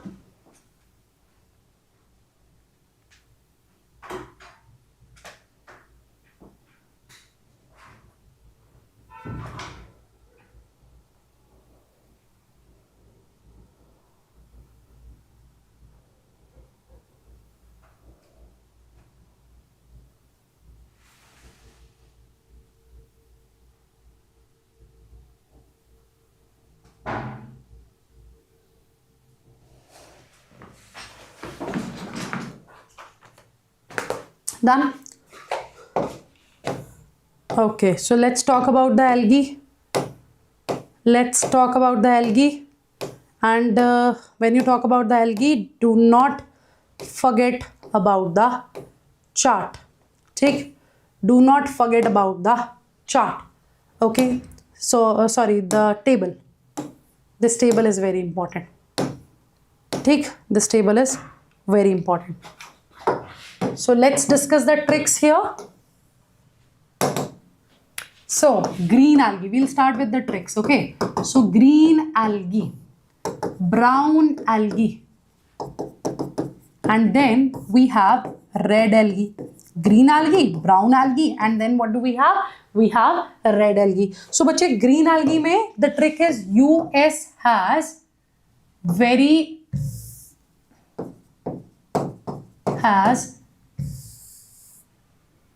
US have very clean collagen, And one more trick is SUV Chalkara. So US, Ulothrix Spirogyra, right? From this U, from this S, very Volvox, clean, Chlamydomonas, right? Chlamydomonas, college, Kara.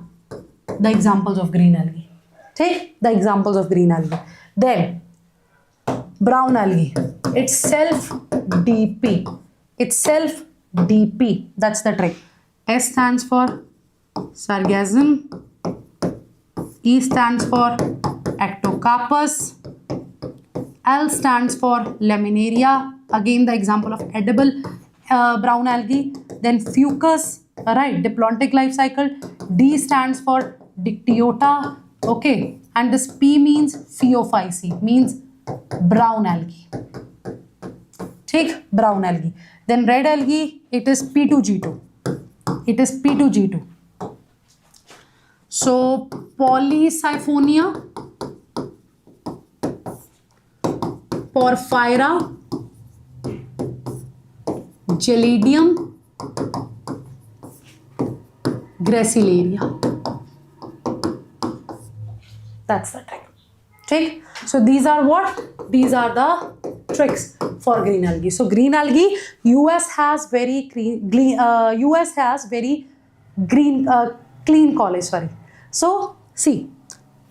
Here you guys can see the tricks for the tricks for the algae examples. So firstly we will start with the green algae. US has very clean college. So Ulothrix, Spirogyra, Volvox, Chlamydomonas, Cara.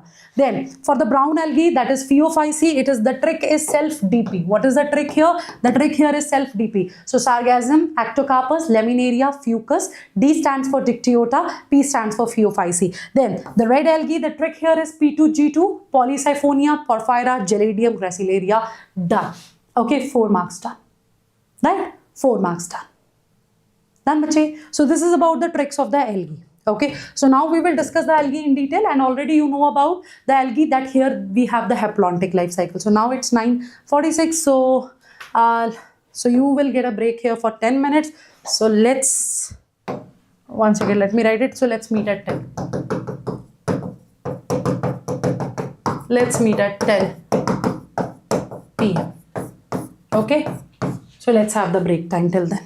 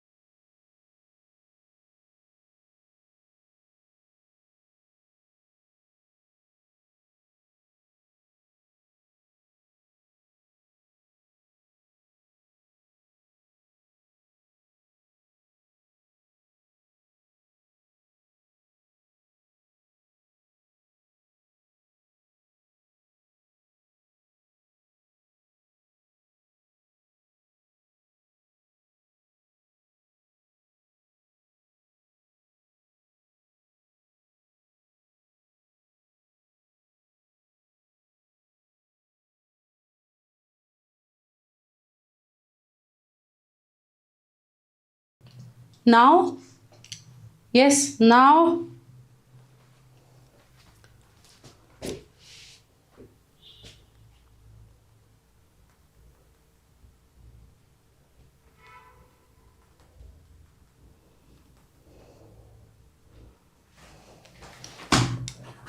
Chale. So now let's talk about the algae.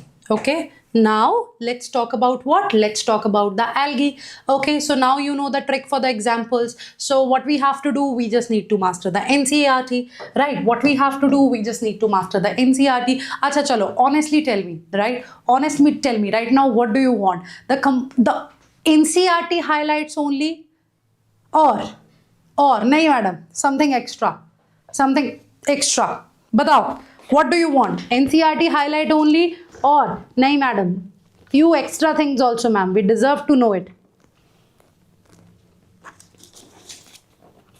Yes, please. Yes, please. Everybody's like extra, extra, extra. Right now, it's not the time.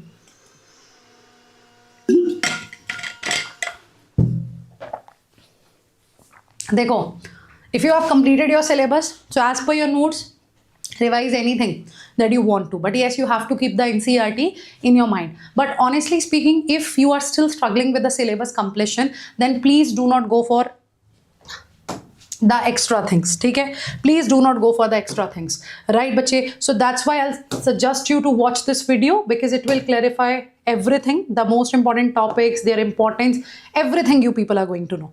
Right? You will get to know everything. So make sure you watch this video. Okay? After the class, make sure you watch this video. And rest, you know that, right? What you have to do, just like this particular video. Quickly like it and click on the notify me, because it will take you to the RMB event. That is on the 1st of March, 7 p.m. to 9 p.m. 1st of March, 7 p.m. to 9 p.m. Okay, chali. So now what we have to discuss? We have to discuss the algae. See students, study of plants. Yes, study of plants. What's that? That is phytology. Study of plants. What's that? That is phytology. And study of algae, it is known as phycology. It is known as phycology. Right? What is it? Study of algae, it is known as phycology. Is that clear? Is that clear? So when you talk about the main features here, of course they are chlorophyll bearing. They have the chlorophyll, they'll do the photosynthesis, and they are thalloid. Thalloid means not differentiated. Just now I explained it, that it is not differentiated into true root, stem and leaves. It is not differentiated into true root, stem and leaves. Is that clear? It is not differentiated into true root, stem and leaves. That's what you need to keep in your mind. So of course, if chlorophyll is there, definitely they are autotrophic. So you will get them right in the fresh water as well as in the aquatic water, right? In the they are in the aquatic habitat largely, right? Largely they are in the aquatic habitat. It means like it's not like they are only there in the aquatic habitat. No. Largely aquatic, and that can be both fresh as well as marine. Fresh as well as marine. Understood? Fresh as well as marine. Understood? So they occur in variety of habitats, जैसे कि बच्चे moist stone, soil and wood, and some of them are in the association as well. जैसे when you are talking about the lichens, you know that it is the symbiosis. It is the symbiosis. It is the mutualism, right? The algal partner and the fungal partner, right? They are forming the lichens. You know that it is the example of what? It is the example of mutualism, where both are getting the benefit. Where both are getting the benefit. Is that clear? Is that clear? Is that clear? Right, bache? Right. Are you sure? Are you sure? Bache, botany is also there, but the branch which deals with the study of plant, it is also known as phytology, right? Right. Chaliye. So this part clear, and see, we are saying that even on the animals they are present, right? Or with the animals. So we have the example of sloth bear, right? So when you take the example of sloth bear, right, it is also a kind of mutualism. So here on this, there is a green fungi, Trichophilus. Trichophilus grow on the body of this sloth bear. What's the name of that? What is the name of that algae? What is the name of that algae? Trichophilus it is. What is the name of that algae? Trichophilus it is. So see, here you guys can see. Right, bache? So on sloth bear, it is the Trichophilus which will grow. Right? So it will help it to get camouflaged. Okay? Okay. So one thing that you can mention here, it is not given in NCERT, that some algae are parasitic. Right, bache? Some algae are parasitic. There are some algae that are parasitic. I will give you the example here. Right, bache? So it is Cephaloris. Take bache. Right? Cephaloris. So some algae, they are what bache? They are parasitic. जैसे कि your Cephaloris, it is the green algae, right? But it is right. Though it is a green algae, but it is colorless. Though it is a green algae, but it is colorless. So you can say that ki it is what? It is heterotrophic. So it causes what? This Cephaloris. What does it cause? Rust of tea. Rust of tea. What will it cause? It will cause rust of tea. What will it cause? Rust of tea. So it is the example of a green algae, right, students? But it is what? Heterotrophic. Right? So you cannot say that all the algae, they are autotrophic. No, we have the exceptions as well. We have the exceptions as well. Understood? Right? We have the exceptions as well. Understood? There are other examples also. Right? There are other examples also. Take bache. So baki, you know that the size, it vary. Right, it vary, and जैसे कि we have the colonial forms, volvox. So volvox is the example of green algae. Right, it is colonial. It is colonial, and here you will see like this. There's so many Chlamydomonas together. Right, they will form the colonies. So here I'll give you one word, that is synobium. Do check the meaning of synobium, and if you know it, do let me know in the comment section here. Do let me know here in the chat box. Yes, please. What is the meaning of synobium? Do let me know here in the chat section. Do let me know here in the chat section. Quick, what is this synobium? What is this synobium? What is the synobium here?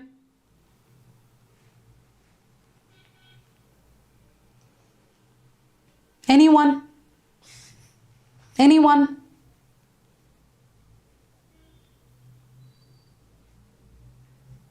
Yes, please.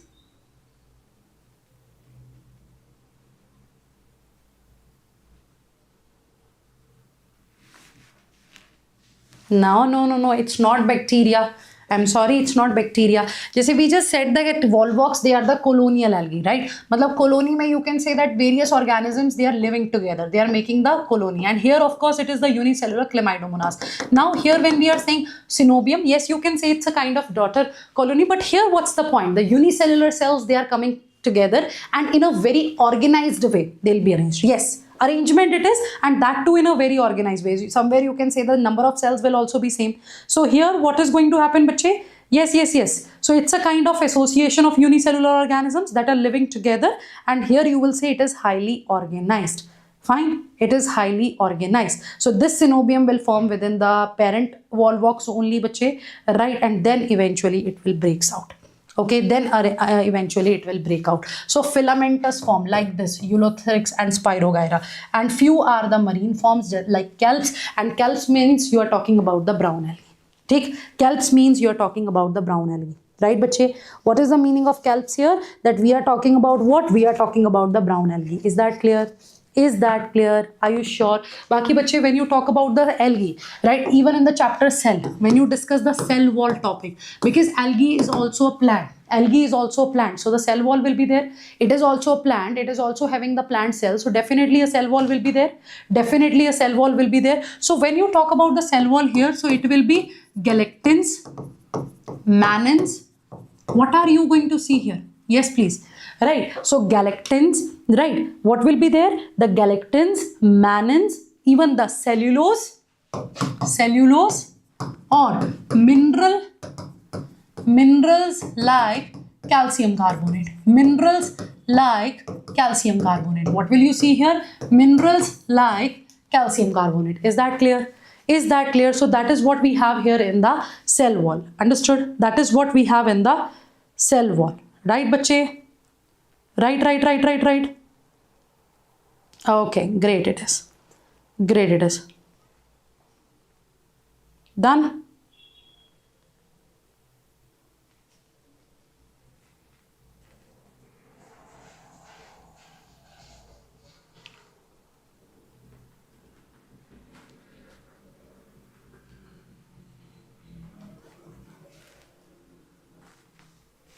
Okay, take, very good. So next part, okay, so how the algae will reproduce? Vegetatively, right? Asexual and sexual method. Vegetatively means this is eulothrix, it is the filamentous one, right? A part of it will get separated and it will regrow, right? It will regrow. And asexual or sexual types may, you know, the sexual type of reproduction where the gametes are involved. So now this is what we have to discuss, but up to this part, if there is any doubt, do let me know. So when it comes to the vegetative reproduction, you can write the words fragmentation and adventitious branches, right? Yes, so fragmentation is given here now. Fragmentation is given here. So along with fragmentation, adventitious branches are also there. Adventitious branches are also there. That will also give rise to new algae. So these fragments, they develop into a thallus. These fragments, they will develop into a thallus. Is that clear? Now when it is the asexual reproduction, so in the case of asexual reproduction, the spore formation will be there, right? The spore formation will be there, and there are many type of spores. The common one indeed is the zoospore. We also read about it in the fungi. So asexual reproduction. How that asexual reproduction will occur? Of course, the spore formation. What will happen here, bache? The spore formation will be there, right? The spore formation will be there. So to start with, yes, we will talk about the zoospore, right? Aplanospore is also there. These are the names. You can even write now. Zoospore, aplanospores. Yes, bache. Zoospore, aplanospores, and other than that, this is not given in NCERT, but yeah, palmilla stage is also there. Akinetes are also there, right? Hypnospores are also there. Hypnospores are also there. So these are the example of the spores, right? And they are the result of what? They are the result of asexual reproduction.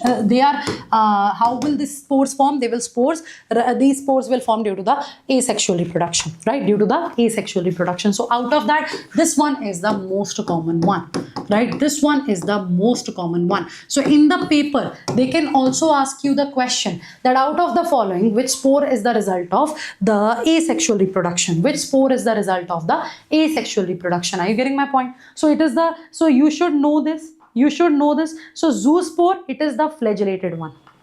Okay, rest all are. So if it is flagellated, matlab it is motile.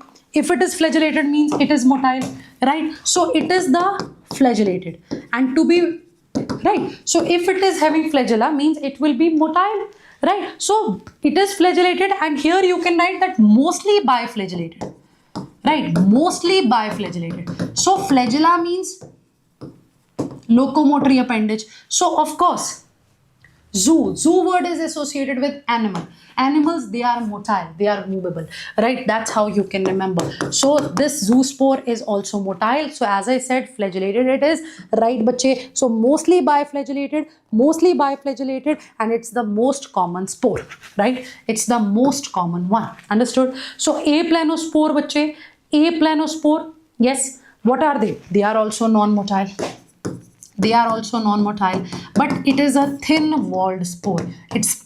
So its walls are not that thick. Now, on the other hand, when you talk about the hypnospores, right? These hypnospores are also non-motile but having thick wall. So if it is having thick walls, right, so it will serve as an like structure for perennation. No? Means when the conditions are not favorable, these spores will form, and when the spore formation is there, you know that when the conditions are not favorable, that spore will remain as such, and then later on it will germinate. Right, when the conditions will be favorable. So that's why when you are talking about the hypnospores, you are saying that it helps in perennation. It helps in perennation, right? How will it help? It helps in perennation. So perennation means it will help to survive under the unfavorable conditions, right? So when the favorable conditions will come, it will grow, right? So that's how it will help. Okay, that's why it will help. Right. So now when you talk about the akinetes, they are what? They are also thick walled. They are also thick walled, but it is the modified. Right, so it is what? Actually, these akinetes, what are they? They are the modified vegetative cells. They are what? They are the modified vegetative cells. What are they? They are thick-walled, and they are the modified vegetative cells having reserve food. So if they have reserve food plus they are thick-walled, so can we say that they also help in perennation? Yes or no? Can I say that it also helps in perennation? Yes or no? Yes or no? Can I say that it also helps in perennation? Yes or no? Right. Then the palmella stage, bache, parent cell will lose flagella, round off, will have mucilage, and it will form. It also helps in perennation. Right. So this is not given in a NCERT. So parent cell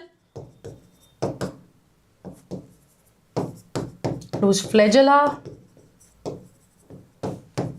secrete mucilage. Right. It also help in perennation. That's sufficient for you. Understood? Understood? Done. So this is all about the asexual reproduction here, right? This is all about the asexual reproduction here. So the spore formation will occur, and that's how it is going to be. That's how it is going to be. Take. Now the next part is the sexual reproduction. Take. Next part is the sexual reproduction. Isogamy, anisogamy, oogamy. That's what we have to discuss there. So when it is the sexual reproduction, what's that? Examples are very important, bache. The question can come from this part, trust me. Examples are important and question can come from this part. So when it is the sexual reproduction, as I said, isogamous, right? N-isogamous, and then there will be oogamy. Yeah, oogamous type of sexual reproduction will be there. So oogamous is considered as the most advanced. Dekho, now we know that we are talking about the algae. We know that majority of organisms, like they will show haplontic life cycle. So of course that thallus will have the sex organs, but here in the case of algae, what will you see? That sex organs, they are non-jacketed. They are not covered with any protective cell covering, right? So sex organs, what are they? They are non-jacketed.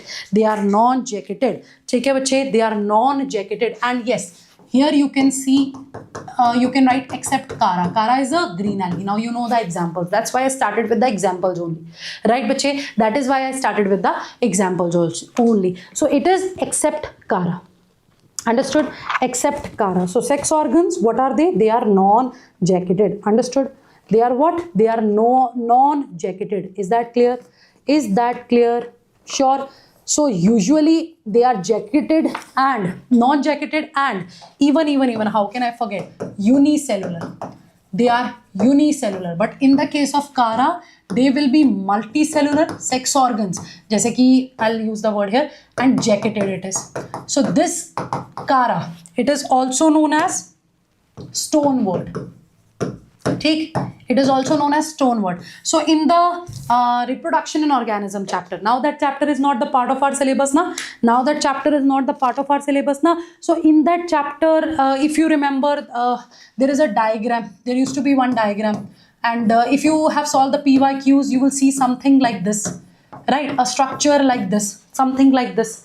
That is Cara. And here, even if you solve the PYQs, that's what you see in the PYQs there. Jaise here upper side will have oogonium, and then this side will have antheridium. The diagram is not appropriate, just to show you this.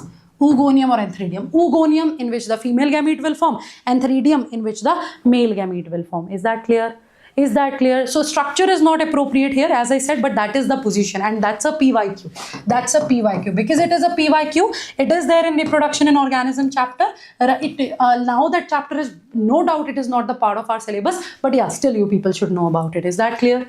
Is that clear? So overall, when we talk about the sex organs, in the case of algae, they are going to be non-jacketed, they are going to be unicellular, but yes, we have the exception here, okay? We have the exception here. So isogamous, the gametes should be similar, right? These gametes, they are going to be similar in size, right? If one is having flagella, another one will also contain flagella, right? So they are similar, right? They are similar. Matlab overall, they are isogamous. What? They are similar, right? Anisogamous, they are not similar, they are dissimilar. One can be of large size, another can be of small size, right? Oogamous maybe, the things are going to be like this, right? The things are going to be like this. So isogamy, same type of gametes will fuse. Isogamy, same type of gametes will fuse. Am I right?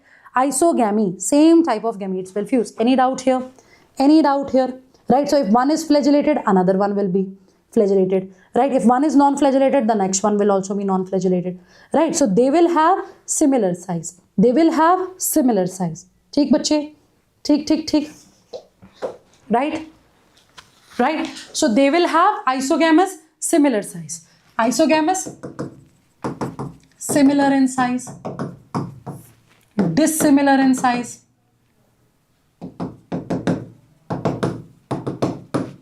Oogamy, large, non-motile,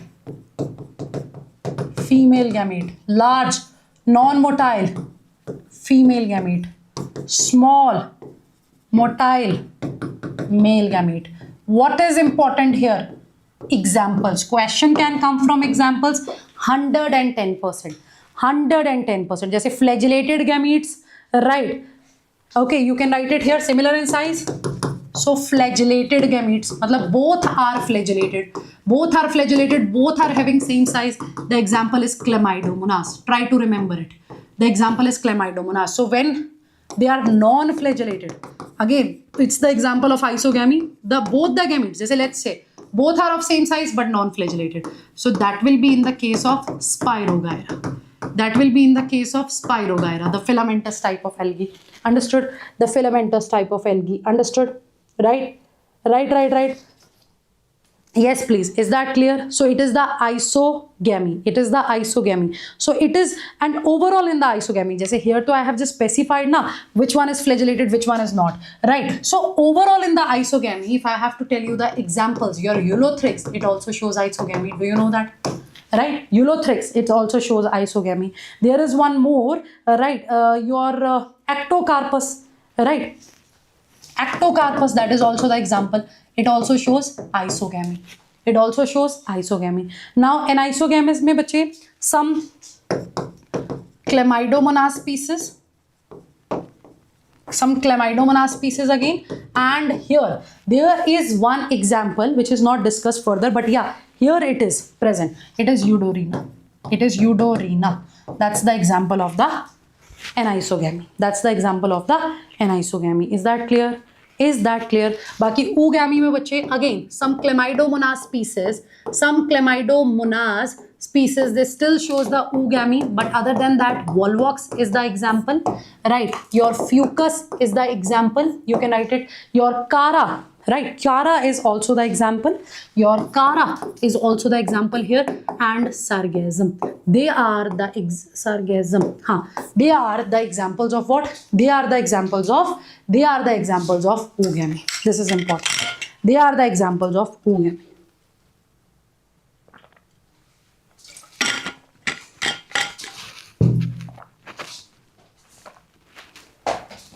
Yes, doubt? Any doubt? Pakka? So examples are important. Do not forget about it. Take alternation of generation. You already know. So now let's start about. Now let's do what? Let's discuss the green algae. Isogamy and isogamy done. Examples done. So whatever extra examples, ये देखो जैसे in NCERT Volvox and Fucus is given. ठीक है, they are not talking about the Cara, they are not talking about the Sargassum, but they are given in NCERT, right? They are given in NCERT, then you should know. So ये देखो, that's your Volvox, ठीक? That's your Volvox, right? So the individual cell there is what? The individual cell there is your Chlamydomonas, ठीक? It is Chlamydomonas. Done? Okay. Sure.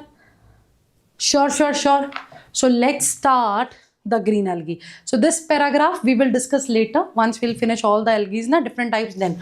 Chalo. So yes, but do you know that green algae is considered as the most advanced algae? It is considered as the most advanced algae. It is believed that they are the ancestors of our plants. The plants that are existing today now, right? They are the ancestors of that plant. So body forms, they are unicellular also. Jaise chlorella. Chlorella is the example of unicellular algae. Chlorella is the example of unicellular algae. And if you remember, that's a very famous PYQ, spirulina. Spirulina. But this spirulina is what? Spirulina. The word is spirulina and chlorella. You know, astronauts, they chlorella. So spirulina and chlorella, you know, they are the good source of food, good source of protein. So astronauts, they carry them to the space. That's also a PYQ. That's also a PYQ. But chlorella is a eukaryotic cell, but spirulina, it's the example of BGA, that is blue-green algae. Do not forget about it, but that's an important question. That's an important question. Understood?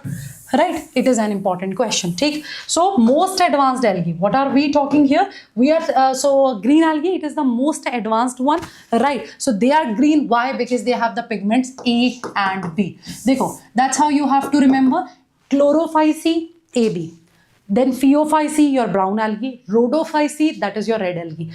Chlorophyce, they are the most advanced one. It is believed that they are the ancestors of our today's existing plants. Okay. So they have AB. This is what we generally study in the green plants as well. Now, when you talk about the rhodophyce, rhodo, chlorophyll A, because it is the universal pigment. Right? In all the plants, without any exception, you will see the chlorophyll A. Right? You will see the chlorophyll A. What will you see? You will see the chlorophyll A. Now it is rhodophyce, focus on that, So rhodophyce, D. Other than A, D will be there. In green algae, it will be A and B. So we are left with Phaeophyce, which will have A and C. Is that clear? Is that clear? So where these pigments are present? They are present in the chloroplast. And we know that there are different types of chloroplast. There's a cup-shaped, spiral-shaped, reticulate, girdle-shaped.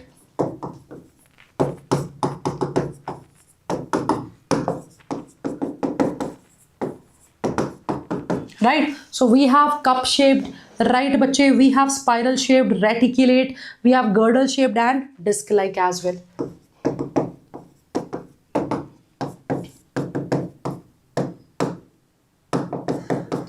Spiral shaped is also known as ribbon-like. So please tell me the examples here. जैसे cup shaped is in Chlamydomonas. Chlamydomonas, you know na, it's the unicellular cell. Chlamydomonas. Right? Chlamydomonas. So yes, bache, the next is. Yes, please. The next is the spiral. S for spiral shaped, it will be Spirogyra. Now, reticulate. Reticulate word is associated with network. Matlab the structure will be like that, right? So, Edogonium. This example is not given in NCERT, but yeah, reticulate type is given. So, when it is the girdle shaped, it will be in Eulothrix. Right, bache? It will be in Eulothrix. This example disc-like, I really need to recheck it, but I think in chlorella, we have this type of chloroplast. Is that clear? We have this type of chloroplast. Right, bache? Okay. Understood. So this is about the chloroplast shaped. It is given here. So most of the members, right, bache? So what is the point here? The point here is that most of the members have one or more storage bodies, pyrenoids. Right? So pyrenoids are present in chloroplast here. And what are these pyrenoids? Protein besides starch. In addition to starch, protein is also present. That is also PYQ. Right? Some algae can also store food in the oil droplets. So baki here, this question you can even write there in the starting that inner layer is having cellulose, outer layer is having pectose. Okay? When you talk about the cell wall here, inner layer will have cellulose. Outer layer will have pectose. Understood? Chale. Next part, Phaeophyce, brown algae, A and C. Okay? And here, the stored food is in the mannitol. Mannitol is the all. It's the sugar alcohol. Is that clear? Mannitol. Okay, Phaeophyce. What's the word here? So Phaeophyce, it's the brown algae. So why that brown color is there? That is also a repeated PYQ, bache, because of fucoxanthin. Right? Why that brown color is there? Because of fucoxanthin. It will give that brown color. It will impart that brown color. Any doubt? So in green algae, this fucoxanthin, phycobilins, they are all absent, but here they are present. Take here they are present. Is that clear? Brown algae. So in the brown algae, primarily they are in marine habitats. Primarily.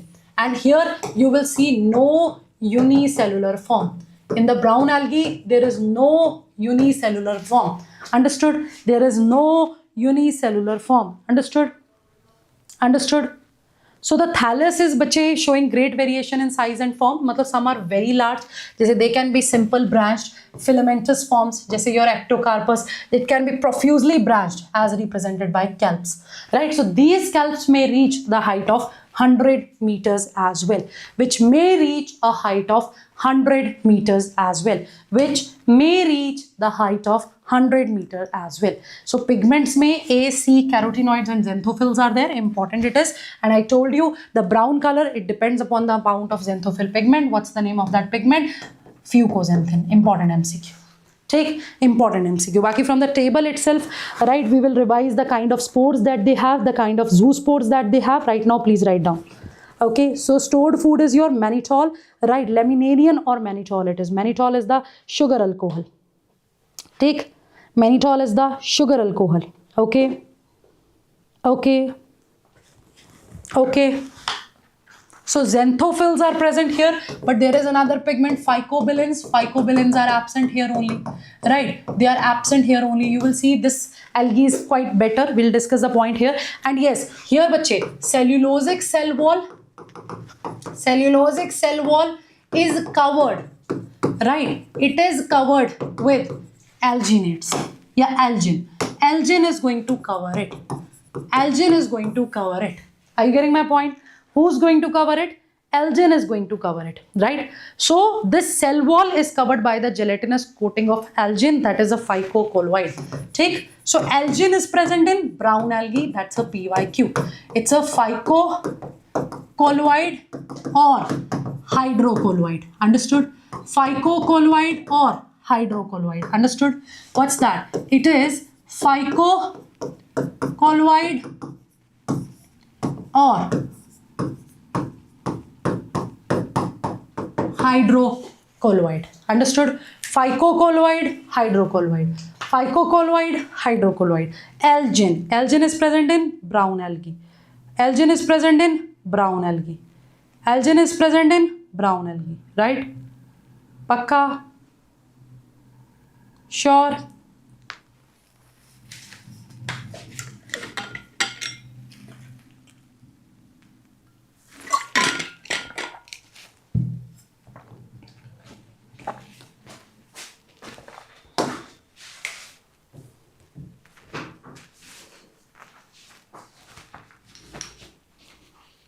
Okay.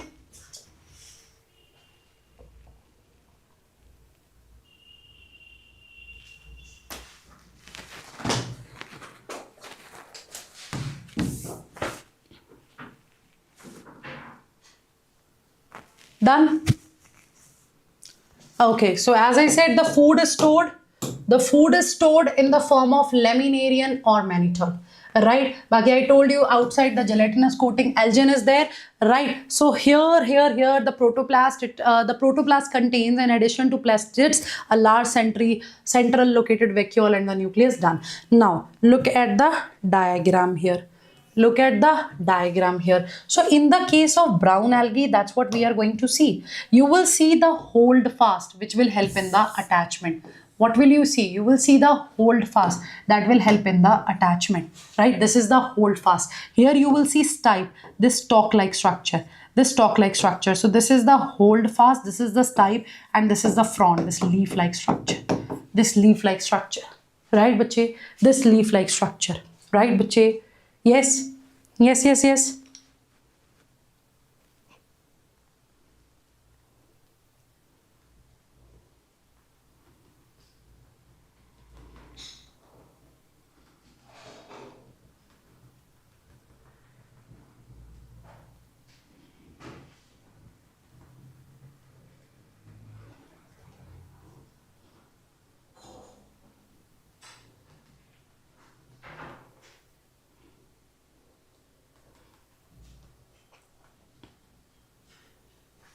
Done? Okay, so that's what we have. So here, this is fucus, again the brown algae, right? Again the brown algae. We are talking about what? We are talking about the brown algae. So we have the example here. So it is laminaria, right? It is laminaria. Remember, it is edible. It is edible. And in the case of fucus, you remember now, this is the algae that will show diplontic life cycle. It is the algae that will show diplontic life cycle, right? It is the algae that will show, yes, it is the algae that will show what type of life cycle? What type of life cycle? Diplontic life cycle. And here it is having the air bladders. So if air bladders are there, what will they do? They'll provide buoyancy. What will they do? They'll provide buoyancy. Is that clear? Is that clear? Okay, so look at the structure here, and this is dictyota. This is dictyota, dichotomously branched. Look at the branching pattern here. Okay, look at the branching pattern here. So what kind of branches do they have? It is the dichotomously branched. So it is the dictyota. So again, tell me the trick about trick of this brown algae. It is self-DP. What's that? It is self-DP. What's that? It is self-DP. Right? So repeat all the examples. Yes, Gayatri. Do. Yes, please repeat all the examples here. Guys, do it quickly. So substratum say plant body is attached with the help of holdfast. There is a stalk, stipe, leaf-like photosynthetic frond is there. Take bache. Okay.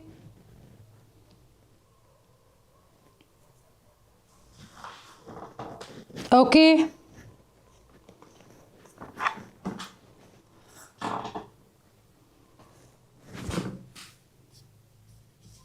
Any doubt? Any doubt? There are exceptions here also. You should know about it. So please write down all the things here. Please write down all the things here, all the important things rather.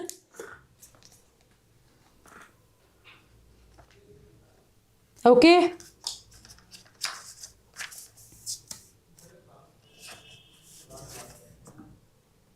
Yes? Take. So when you talk about the brown algae, the largest one is Macrocystis. Calps. We are talking about the calps now, so the largest is Macrocystis, right? And here the asexual reproduction is through the zoospore. And let me tell you in the case of brown algae, this is important.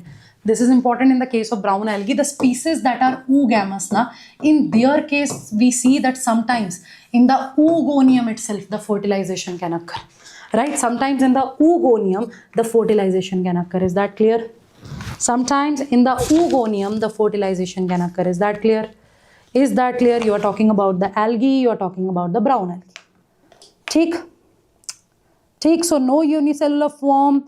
The structure may vary. The largest one is the Macrocystis. Okay. So hold fast, stipe, frond. These are the words that we are going to read here. So Macrocystis. It is. Right, Macrocystis, it is the largest kelp. Okay, it is the largest kelp. And they are also having the air bladders.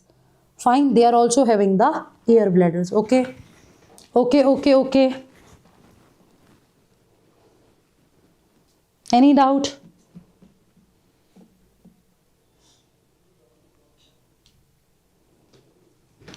Pakka? Okay. Any doubt? So mostly the gametes are flagellated here, and the zoospore that you will discuss now, unequal flagella. They'll have laterally placed unequal flagella. Right? Laterally placed unequal flagella. In that column, bache, we will revise. Now, one point I would like to mention here. Okay. See, now you know the life cycle of algae. Yes, I believe you know the life cycle of algae. Hai na? I believe you all know the life cycle of algae. So in the case of algae, overall, we say that haplontic life cycle is there. So zygote, it will undergo meiosis there. It will undergo meiosis there. Yes or no? It will undergo meiosis there. Yes or no? Yes or no? Yes or no? But here in brown algae, there is no zygotic meiosis. There is no zygotic meiosis in brown algae. There is no zygotic meiosis in brown algae. There are examples which show haplodiplontic life cycle. There are examples which shows diplontic life cycle. So there is no zygotic meiosis in brown algae. Diploid zygote, in cases the diploid zygote produces diploid thallus. they produces a diploid thallus. How many of you are knowing this for the first time? Yes. So this information is important. In the form of exceptions, they can ask you. Just allow me 1 minute, okay? Just allow me 1 minute.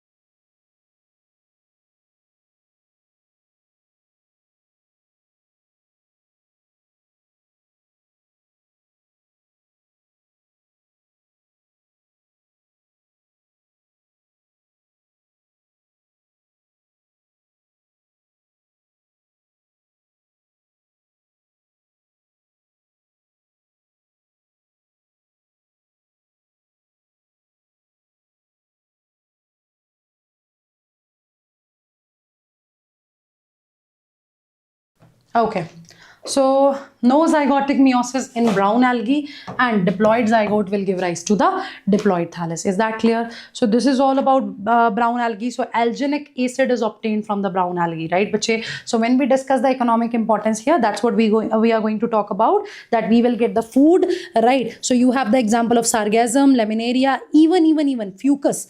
Fucus is also a fodder for the sheep, right? So alginic acid is the example. Alginic acid is obtained from it, right bache? So it is a thickener, emulsifier, gelling agent. It is having different roles. Baki medicinal purpose ke liye bhi some brown algae they are used. Fine. Now next is the red algae. Theek. Next is the red algae, Rhodophyceae. Baki see all the points we have discussed, that when it comes to their flagella, right? When it comes to their flagella, so what kind of flagella do they have? Pear-shaped, means pyriform, and two unequal laterally placed flagella. Pear-shaped means pyriform.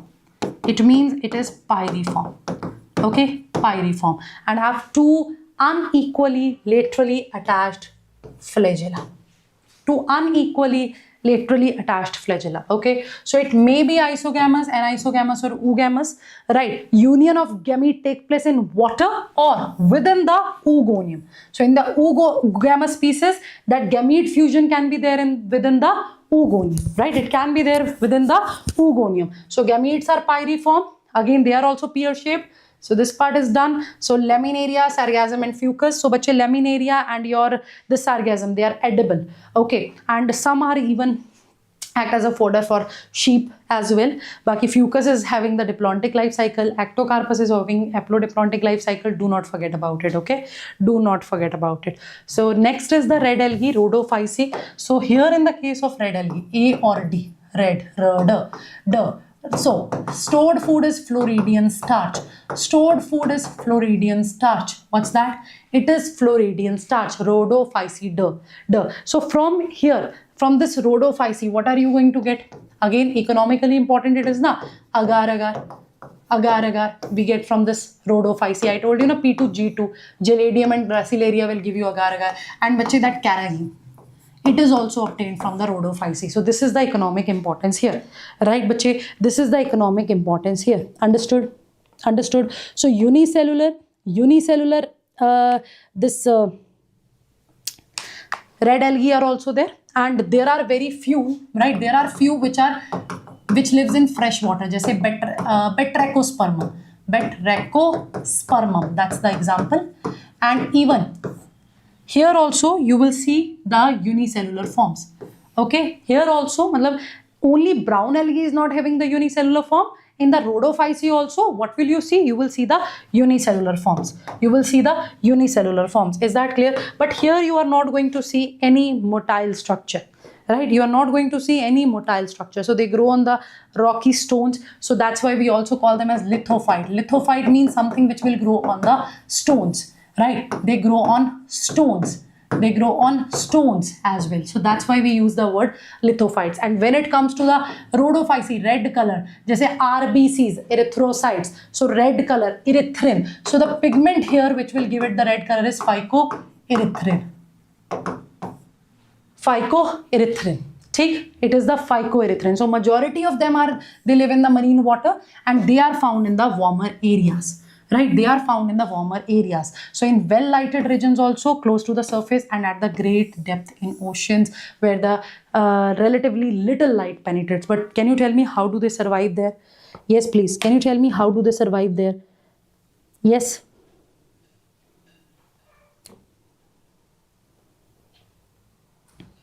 Yes.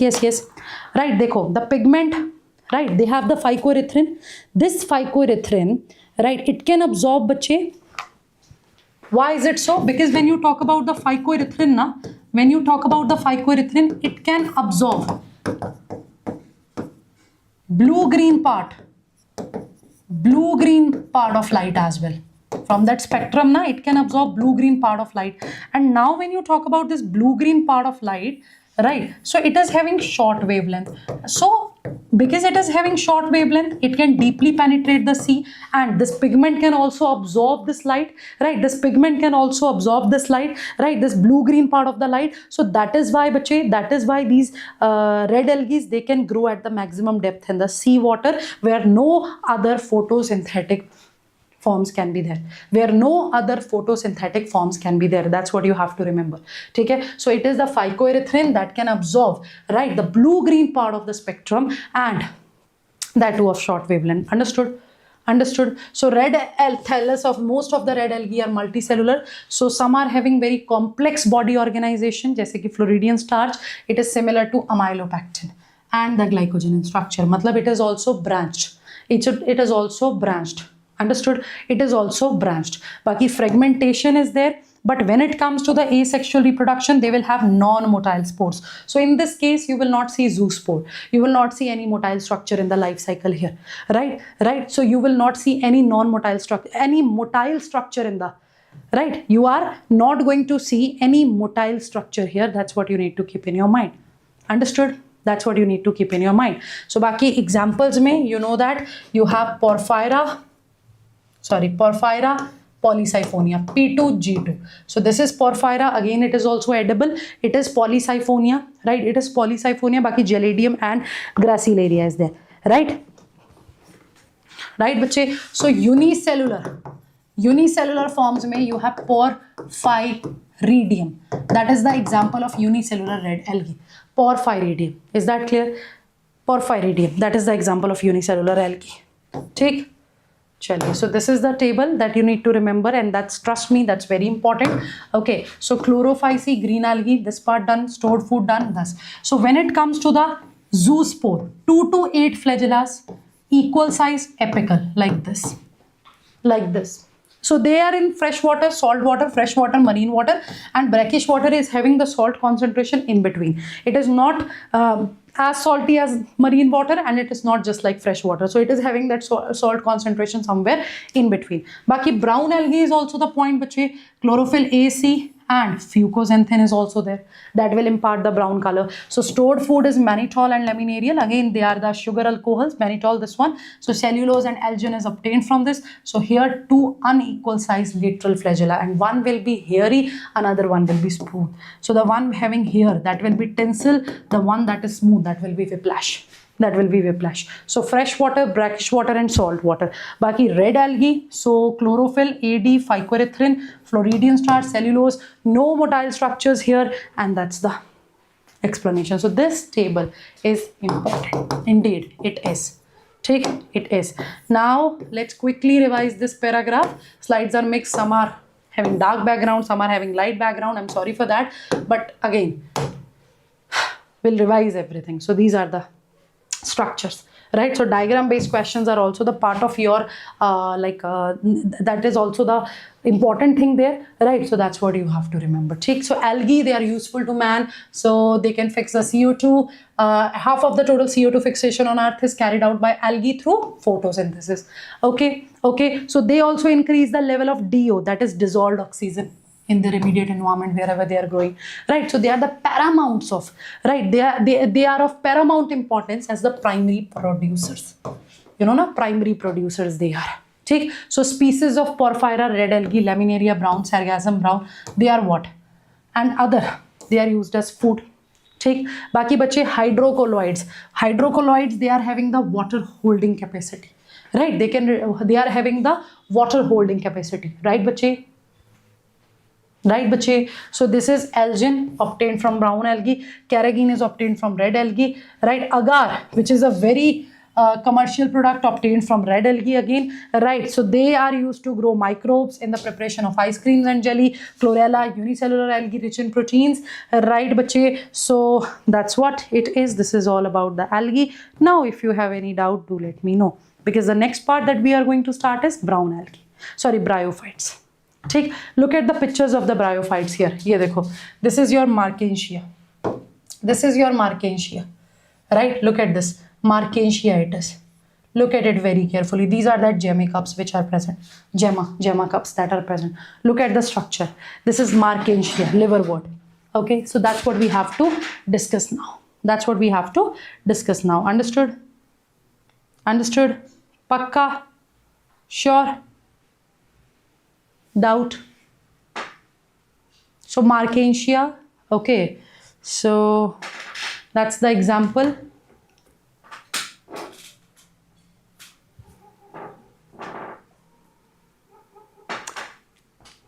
Okay, chaliye, let's discuss that. So what type of life cycle we see in the case of bryophytes? What type of life cycles do we have here? What type of life cycles do we have here? Again, haplodiplontic life cycle. Right, what type of life cycle do we have there? Haplodiplontic life cycle. Right, haplodiplontic life cycle, that is what we have.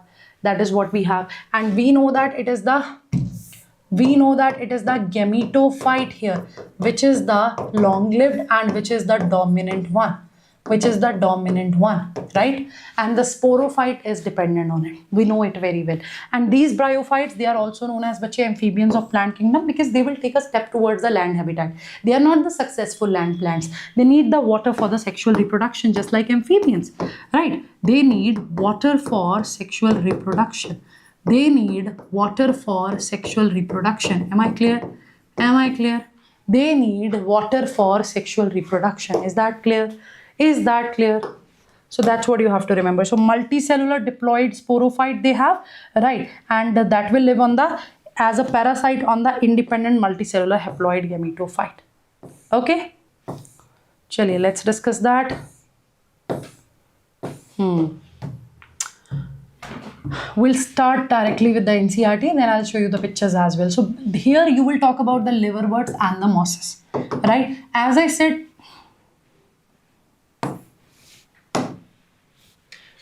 so liverworts and mosses, This is what we have to study. Hornworts are also there, but here we don't, like, that's not the part of syllabus, not touching it, right? So they will grow in the moist shaded areas. You know that they are also avascular.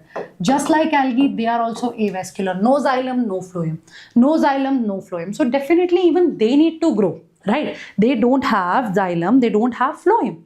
Yes, please. Yes, please. They don't have xylem, they don't have phloem. So of course they will also grow near the water habitat so that they can take the water directly out of it, isn't it? So they need the moist shaded areas in the hills. So even wherever there is a water tank, and if there is a water leakage nearby, you will see, right? Even near to the walls, these Marchantia, they grow, right? These Marchantia, they grow. Okay, they grow there. Fine. This Marchantia, they grow there. Marchantia is very common. It's just that we don't know about it, right? We don't know about it. Is that clear? Okay. So they can grow on the moist. They need the moist shady places that can be damp soil, rock walls, bark of the trees, decaying logs. So many things are there, right? And do you know there are certain bryophytes that are also known as copper moss, because they can grow in the soil. They can grow in soil that is rich in copper. That can grow in soil that is rich in copper. Are you getting my point? Because it can grow in soil. It can grow in soil. Right. Because, right, that's why they are the copper moss. Okay. Right. So they are indicator plants for copper. Take, so that is also one of the purpose here. So this is the extra thing that I'm telling you right now. Okay, bache. Right. So now let's discuss about it. Let's start with the sex organs part here. So what do you think? What kind of sex organs will be there? The jacketed or the non-jacketed one? Because they are also the, yes, thallophytes.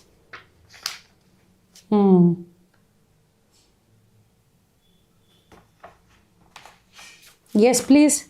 So let's discuss it. Bryophytes.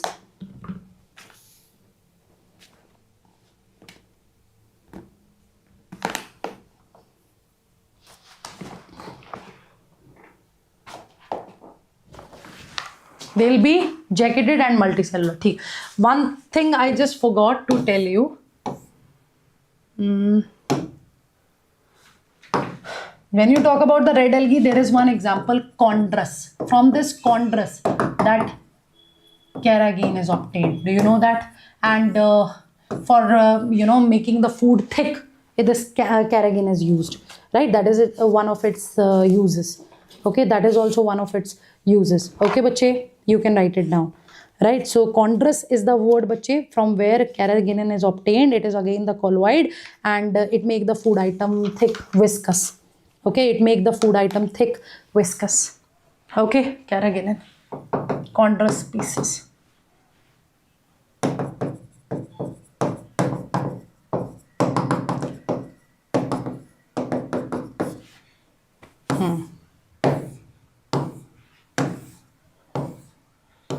Baki ye dekho, these are the calps. They can grow for the heights. They can grow very long, for many meters. Baki, this is the red algae. Rest you know about the diagrams. Bryophytes I have already shown you. Take, so now that's what we have to discuss. Take. So what are we discussing? We are discussing about the bryophytes. Okay, so I'll write the keywords here because you already know about the life cycles, right? You already know about the life cycles. Take. So when we talk about the sex organs in bryophytes,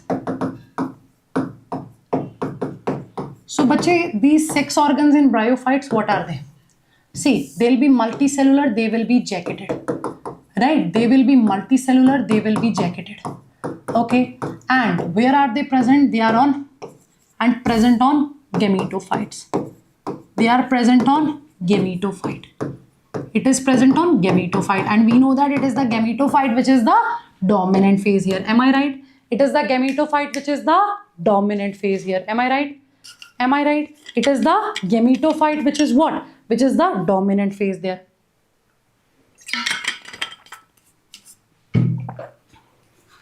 So in the case of this, see, we have antheridium, that is the male sex organ, and the archegonium is there, that is the female sex organ.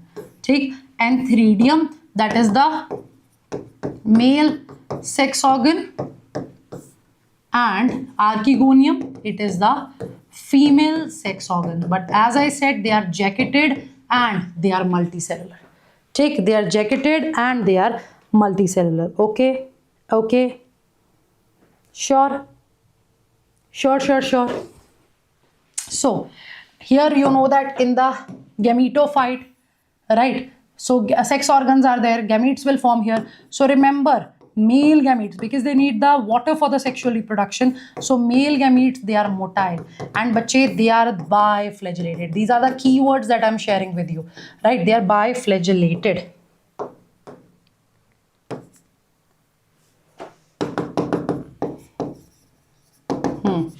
They are biflagellated. So we also use, just let's say this is the structure. So we also call it as entherozoid. Entherozoid, right? So archegonium, again, it is some flask-like structure, right? I will not enter deeply here, right? So here the female gamete will be there in the way, right? Here you have the egg. Okay, so male gamete, with the help of water, it will reach to the female. It will reach to the female. Is that clear? So male gamete is also known as entherozoid. What is the term that we are using here, students? We are using the word entherozoid here. What is the term that we are using here, bache? We are using the word entherozoid. Is that clear? Is that clear? Any doubt? Any doubt? Pakka? Sure? So female gamete here will be not motile. Okay? Okay?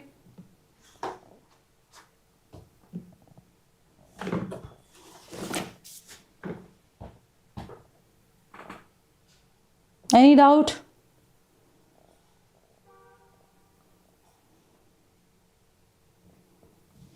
ठीक.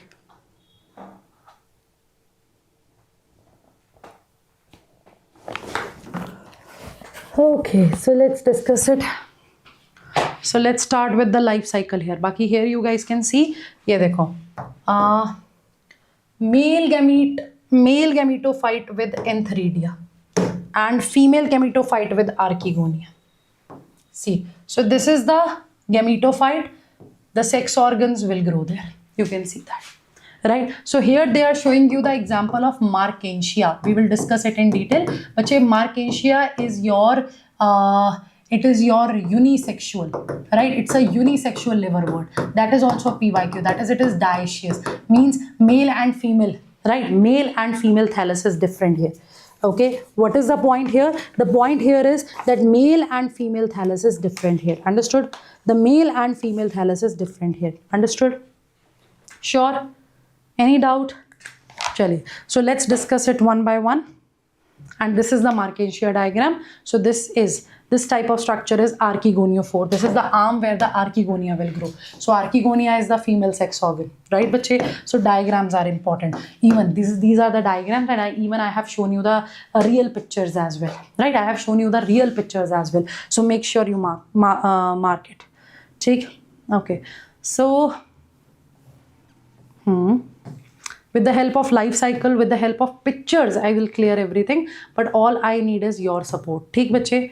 All I need is your support. Let's quickly revise it from the NCERT. Trust me, I'll make it very easy. You understand the life cycle, then everything is easy. Dekho, here what are the points that we need to keep in our mind? Out of the example, which one is unisexual, which one is bisexual? Number one. Number two is you will talk about the spore germination, in which case it is direct, in which case it is indirect, because here we also discuss something known as protonema, right? Protonema will be there in the case of mosses. So we have to understand these liverworts, these mosses as well. But again, I'll stick to the NCERT. We will not jump here and there. Okay, don't worry about it. So yes, bryophytes, amphibians of plant kingdom. Why, bache? Because they also took a step towards the land habitat, but they are not the successful land plants. They are avascular. They need the water for the sexual reproduction. They are dependent on water for the sexual reproduction. Are you getting my point? They are dependent on water for the sexual reproduction. Right? Right. Chaliye. So in the case, one thing that you have to remember, bache, lichens and the mosses. Lichens and the mosses. You know, they are very important. They are the pioneer communities. They are the pioneer community. Let's say if there is a barren land, Okay, barren space, barren land. So the lichens and the mosses, they will grow here, right? Just let's say even if it is a rocky surface, they will break that, they will form the soil, so that they'll make that right, that they'll make that barren land, that place suitable for the next community to grow. So pioneer means something which is going to start. Okay, so lichens and mosses, they are the part of the pioneer community. That's why this line is given here, right? That's why this line is given here, that they play an important role. Means your bryophytes, they play an important role in the plant succession on the bare rocks, right? They play an important role in the plant succession on bare rocks. So they are more differentiated than that of algae, but again it is thalloid. The same example here, that you scored 20 marks and your friend has scored 25 marks, but you both are not able to make it. Take now they are thallus-like. It can be prostrate, it can be erect or prostrate. Take, right? So it is attached to the substratum. Now this point is important. This point is important. Just say, even if I'm giving you the example of Markentia, right? So they need to attach to the substratum, right? So here, what do we have? We talk about the rhizoids. So again, these rhizoids are not root. They are root-like structure. They are not roots, but they are what? They are the root-like structures. Are they roots? No. They are root-like. Are they roots? No. They are root-like. Is that clear? Is that clear? Yes. Yes. So they are root-like. They will help to get attached to substratum. Help to get attached to substratum. So now, when you talk about these rhizoids, they are unicellular in the case of, this point is again important, in the case of liverworts. Say Markentia is the example. And they will be multicellular in the case of mosses. Right? They'll be multicellular in the case of mosses. Is that clear? They'll be multicellular in the case of mosses. Is that clear? Is that clear? So yes, again, this is something that you have to remember. And about these gemma cup, I'll tell you, like firstly write down this thing. Take Baki, when you talk about the vegetative fragmentation, vegetative propagation here. So obviously this gemma cup helps. The fragmentation is also there, right? The fragmentation is also there. Baki sexual reproduction mein bache, I told you about the sex organ and about their shape. So that's it, that's all. Now we will discuss one more thing here. See, because you know the life cycle. Yes, you know the life cycle. So haplodiplontic they are, right? Haplodiplontic they are. Yes or no? Haplodiplontic they are. So you know it very well. Let's say there is a haploid gametophyte.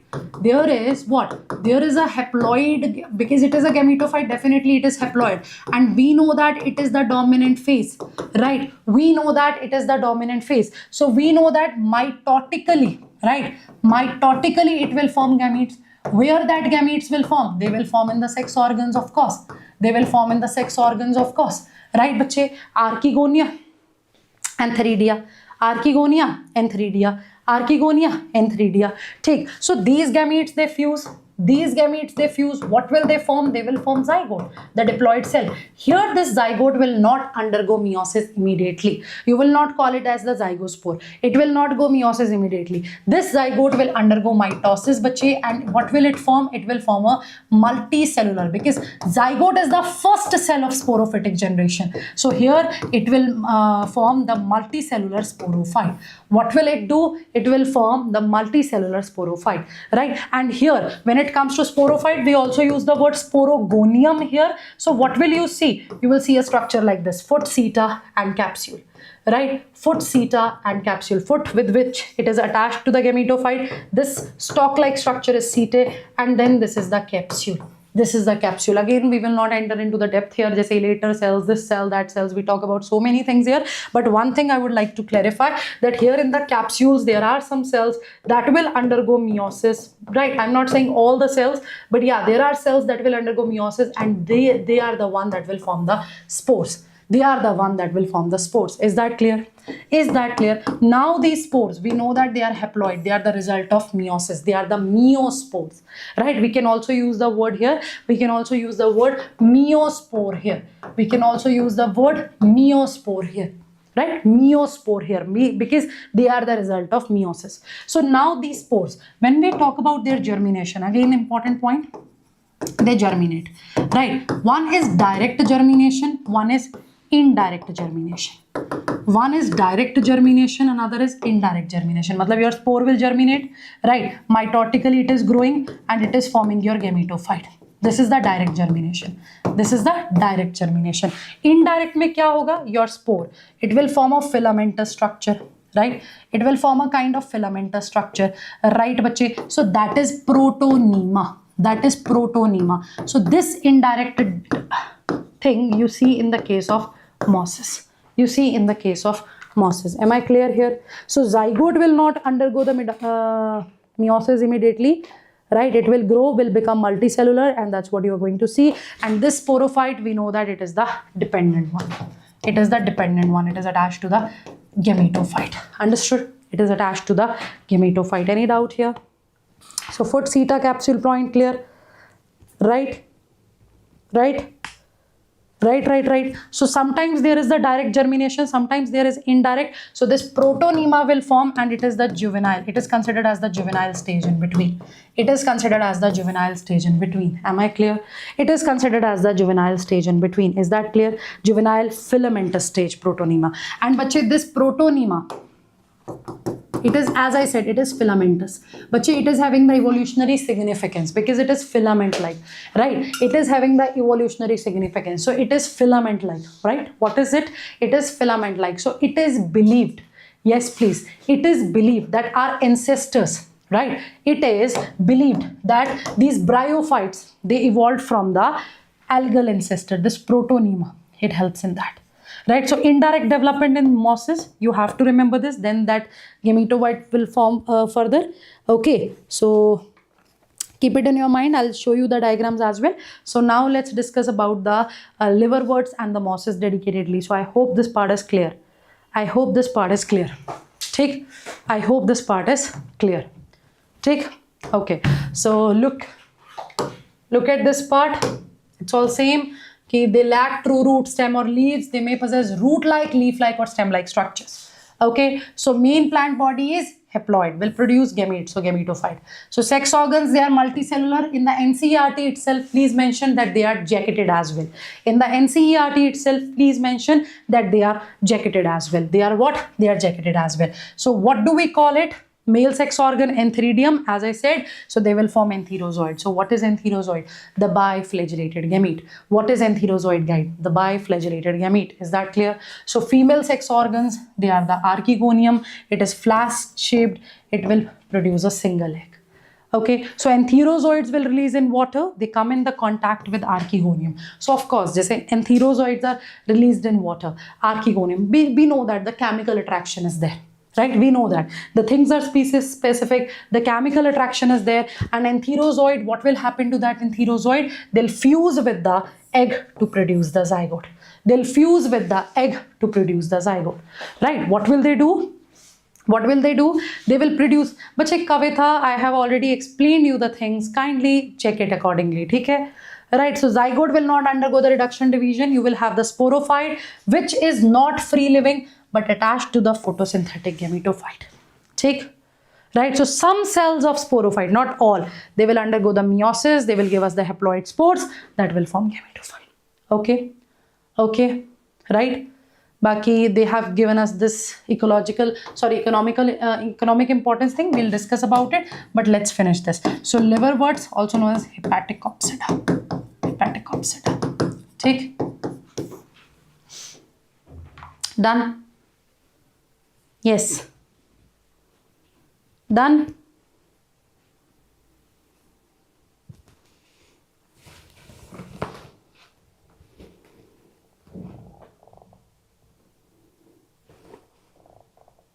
Okay. Doubt? So here the example is Markensia. Trixia is also the example. Okay, so Markensia is unisexual. So it's BMH. B stands for, that's a trick again, BMH. B stands for bisexual, right? M stands for monoecious, right, bache? H stands for hermaphrodite. H stands for hermaphrodite. So for bisexual, you use the word monoecious and hermaphrodite. So if it is unisexual, what will be the word? It will be dioecious. What will be the word? It will be dioecious. Is that clear? It will be dioecious. Is that clear? Sure? Sure? Any doubt?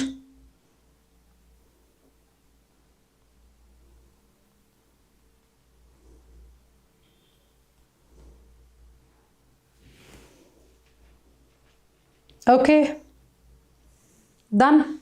So Markensia unisexual, but Eurexia is bisexual. So bisexual, it is monoecious. Examples are important. Examples are important. So they grow in moist, shady habitats, right? Banks of streams, marshy ground, damp soil, barks of trees deep in the woods. ठीक बच्चे. So when you talk about the thallus, it is dorsiventral and closely appressed to the substrate like this. If this is Markensia, it will be closely appressed to the substrate. ठीक बच्चे. So leafy members, they are not leaves. They are not true leaves. They are leaf-like structures. So they have leaf-like appendages, right, in 2 rows on the stem-like structure. ठीक. बाकी asexual reproduction में बच्चे, as I said, fragmentation can occur. बाकी, you remember that specialized structure on the Markensia thallus? We call them as gemma, gemme cup, right? So that gemme cup, singular is gemma or gemme, right? They are green. They are multicellular. This question can come in paper. Gemme, they are unicellular or multicellular. You people should know that they are what? They are multicellular. Important it is. And what are they? They are the asexual structures. They are the asexual buds. Take, so they are green, they are multicellular, they are the asexual buds, and they develop in small receptacles called gemma cup. So let's say if this is the cup-like structure here, these gemme, they'll grow. Okay, they'll grow. I'll show you the diagram as well. Take, so they will become detached from the parent body. They'll germinate into a new individuals, and during sexual reproduction, male and female. During sexual reproduction, male and female sex organs are produced either on the same or on the different thallus. Take male and female sex organs. So obviously if they are monoecious, right? Sorry, if they are unisexual, right? Then the male and the female gametophyte is different, right? So accordingly it will proceed. So sporophyte, you know that foot-seta capsule after meiosis. That's how it is going to be. That's it, right? I'm not adding anything extra here, right? I'm not adding anything extra here. So any doubt? So capsule, its dehiscence will occur, the spores will be released. Take, the spores will be released. ठीक है बच्चे? Okay. चलिए. So बच्चे, जैसे I told you that there will be foot, seta and capsule, and here there are some cells, right, that will undergo meiosis. Not all the cells, again I'll repeat, not all the cells. Let's say there are spore mother cells, which are diploid and that will undergo meiosis. That will undergo reductional division. Okay? So spore mother cells, they will undergo meiosis. So what will we get? We'll get the haploid spores, of course. We will get the haploid spores, of course. Right, we will get the haploid spores, definitely, we will get the haploid spores. Now here there are some cells there are some spore mother cells which will not show meiosis. We call them as elaters. ठीक? So these elaters, they are diploid only, they are hygroscopic, they can absorb moisture, right? Hygroscopic, something that can absorb moisture, and they help in dehiscence of anther. They help in dehiscence of, this capsule, not the anther, dehiscence of capsule. That's it. Take, that's it. Only that much extra is required. Baki meiosis, right? So here you will see indirect germination is there. In the case of meiosis, you will talk about protonema and leafy gametophyte. Will come to this. Take, so first stage here, when the spore will germinate, protonema will be there, which develop directly from the spore. So this protonema is creeping, green, branched, and frequently filamentous stage.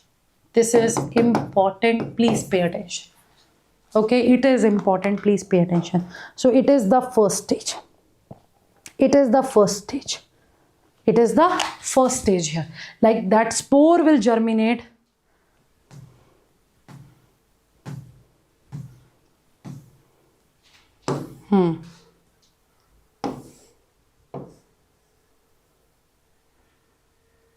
ये देखो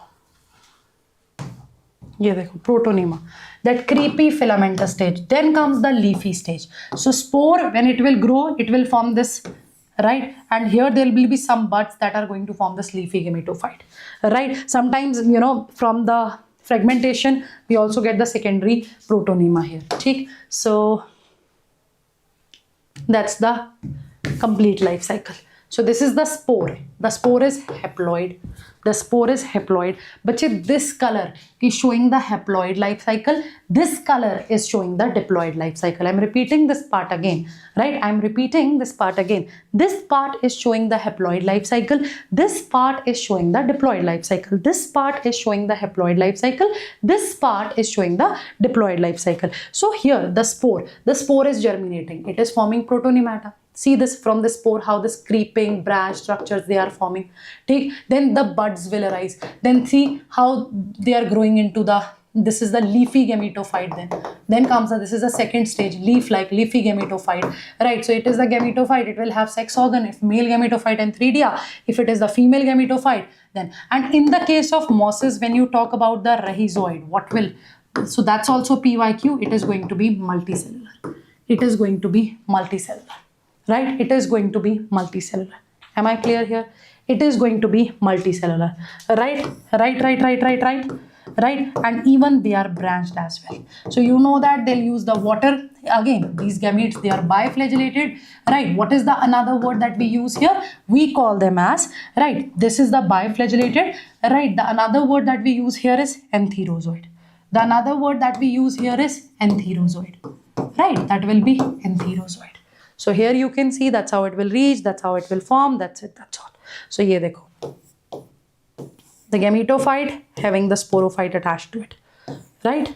So that's how the spore dispersal, and this is all about it, the life cycle here.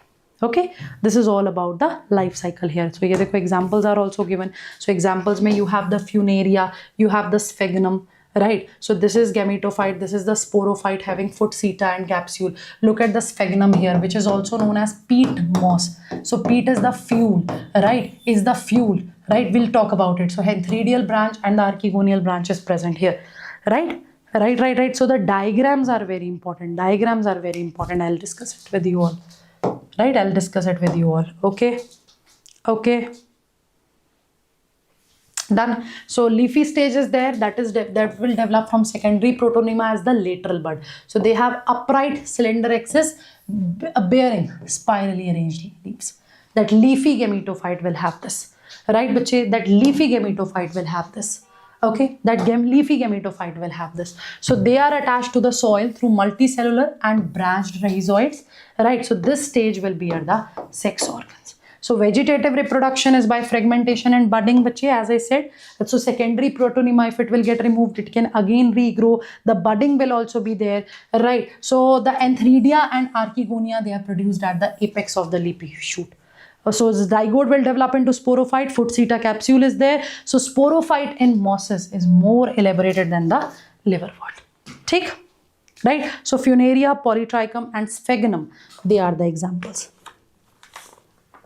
So sphagnum, it forms peat that is used as a fuel manure. So it is the peat moss. Right? It is the peat moss.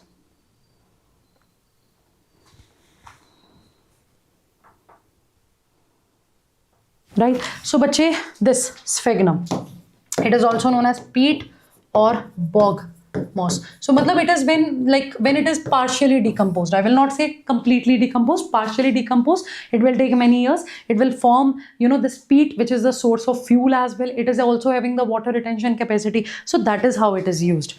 Okay? These are the economic importance there. It is the economic importance here. Take peat moss, right? But water retention, so used for the packing materials. Okay, so that's how it is used, and that's it. And but there are some false. Do you know that there are some false mosses as well? Matlab, when we hear this word moss, right, what came in your mind? When you hear the word moss, what came in your mind? Please tell me. When you hear the word moss, what came in your mind? What came in your mind? That you are talking about the bryophytes, but we have the exceptions. Jaise there is red algae.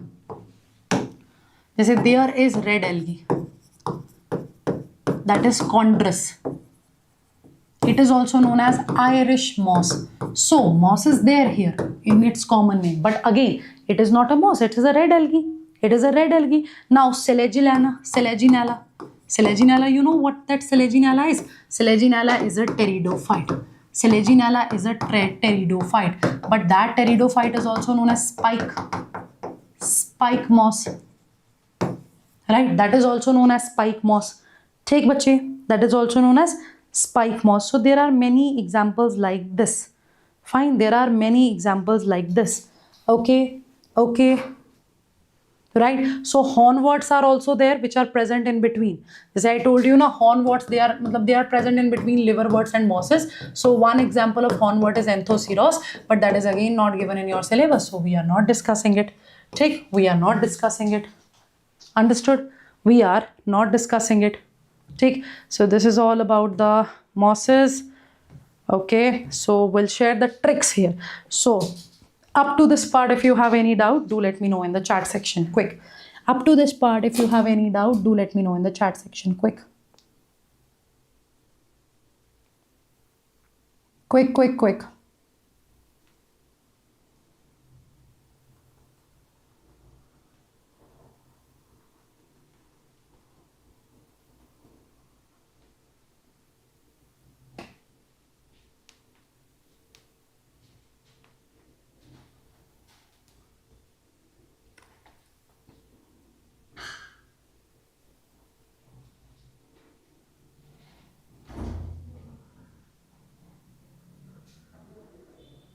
Done, bache?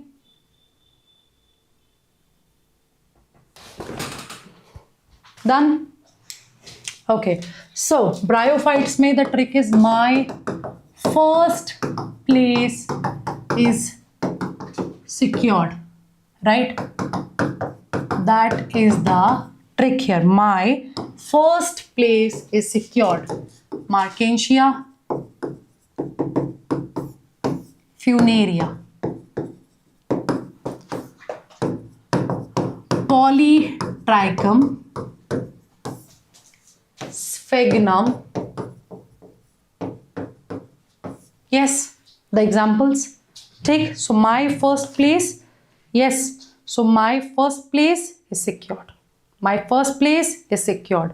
Take, my first place is secured. Understood? So from this R here, because my first secured, so you can remember one more thing, that is Rixia.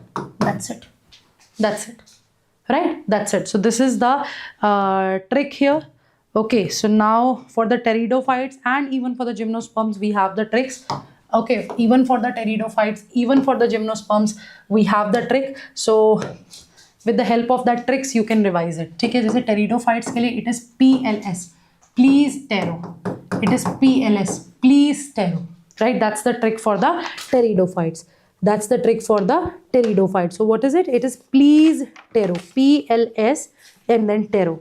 It's PLS and then ptero. So P stands for, because here you talk about the classes as well. So Xylopsida, right? Xylopsida, Lycopsida,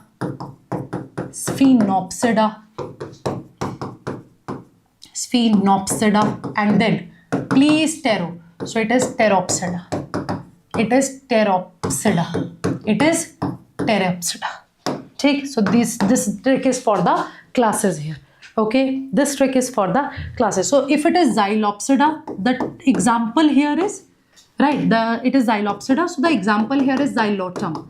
It is Xylotum. And let me tell you, it is also the living fossil. So living fossil, when do we say a plant or an animal is a living fossil? When all the other members of that group, they are extinct, or when that particular plant or animal is showing the characters just like the fossilized organism, right bache? Just like the fossilized organism. ठीक है? So Xylotum, which is the not the living fossil, it is the living plant only, it is the Xylotum.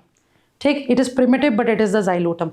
Then bache, Lycopsida, Lycopodium is the example here, and that Lycopodium is also the club moss, and that's also not a true moss. That is also not a true moss. So Lycopodium and Selaginella is the example. Selaginella, I told you it's the right. So Lycopodium and Selaginella, which is also known as the spike moss, which is also known as the spike moss, which is again not a true moss. Right. So Xylopsida, Xylotum, Lycopsida, Lycopodium, Selaginella. Lycopodium, Selaginella. Lycopodium, Selaginella. Understood? Yes. So other than that, Sphenopsida, right? When it is the Synopsida, you have one trick, equisetum. Sphenopsida, equisetum is there. Equisetum, horse-tooth shape. And Pteropsida may we have Pteris, Dryoteris, and Edientum. So Edientum. So we discuss about the ferns here. Are you getting my point? We discuss about the ferns here. Bache dekho, here you don't have too much of tricks. I believe you can remember this. Xylopsida se Xylopsidum, Lycopsida se Lycopodium and Selaginella, Sphenopsida se Equisetum. Right. So please taro it is. Okay? Please taro. Or you can say, if you have confusion, please eat taro. So eat. So S. So please eat taro. So E will tell you about Equisetum. E will tell you about Equisetum, and then rest everything is easy. Fine, rest everything is easy. Okay. Okay.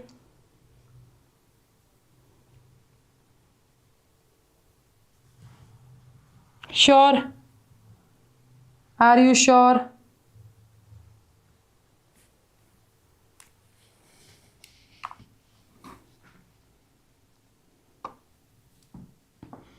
Done?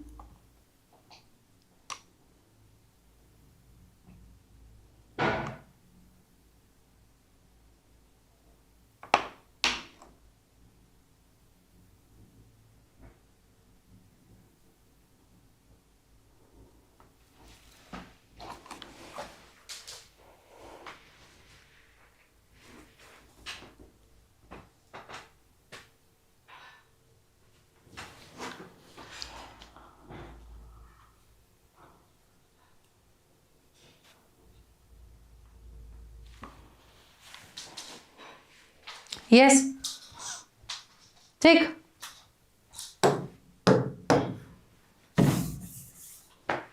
Any doubt here? Sure?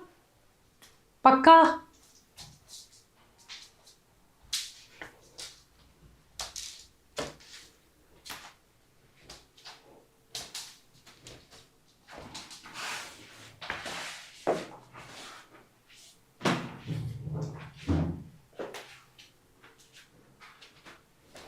ठीक है?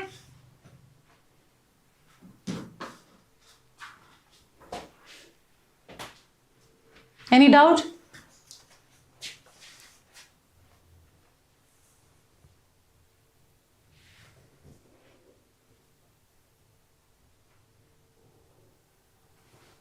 Is that clear?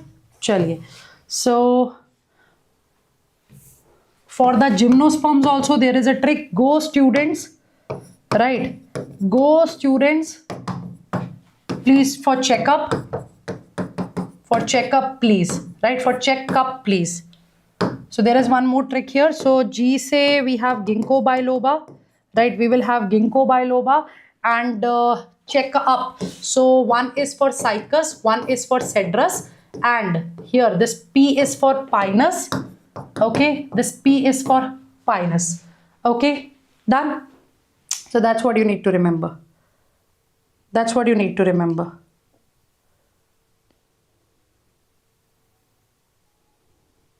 And yes, S is for sequoia.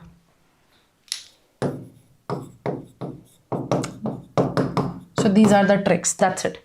So this is all about the gymnosperm. So students, you know the, yes, what do you know? You know the, this thing there, life cycle. So when you know the life cycle, the rest everything will be easy for you. Just for an example, if I talk about the pteridophytes, in the case of pteridophytes, ultimately you know what is the point. In the case of pteridophytes, there are some direct questions that you need to remember. Just he, she, sa. There are some direct tricks. He, she, sa. Like majority of them are homosporous, but some are heterosporous as well. So when you talk about the heterosporous, you have Selaginella and Sa, Salvinia. They are heterosporous. These are the repeated questions. Just say overall in pteridophytes, because you understand the life cycle. So here you are basically talking about the ferns. You know that they are the first terrestrial plants, and they, even here also, the gametophyte needs water. And moreover, in this case, you will see that that there are some pteridophytes which will start taking a they'll show they are the precursor of seed habit. Just they will start having the different spores. Plus when you talk about the gametophyte, we know that here the gametophyte is also independent, that is also free living, right? So it is a gametophyte, it will form the gamete. So female gametophyte, when male gamete will come, when the zygote will form there, zygote will form on female gametophyte and it will grow there, so it is a precursor of seed habit. It is a precursor of seed habit. These are the points where you need to pay the attention. Okay? So here you talk about the homosporous pteridophytes and heterosporous pteridophytes. So you already know the trick. Please eat taro.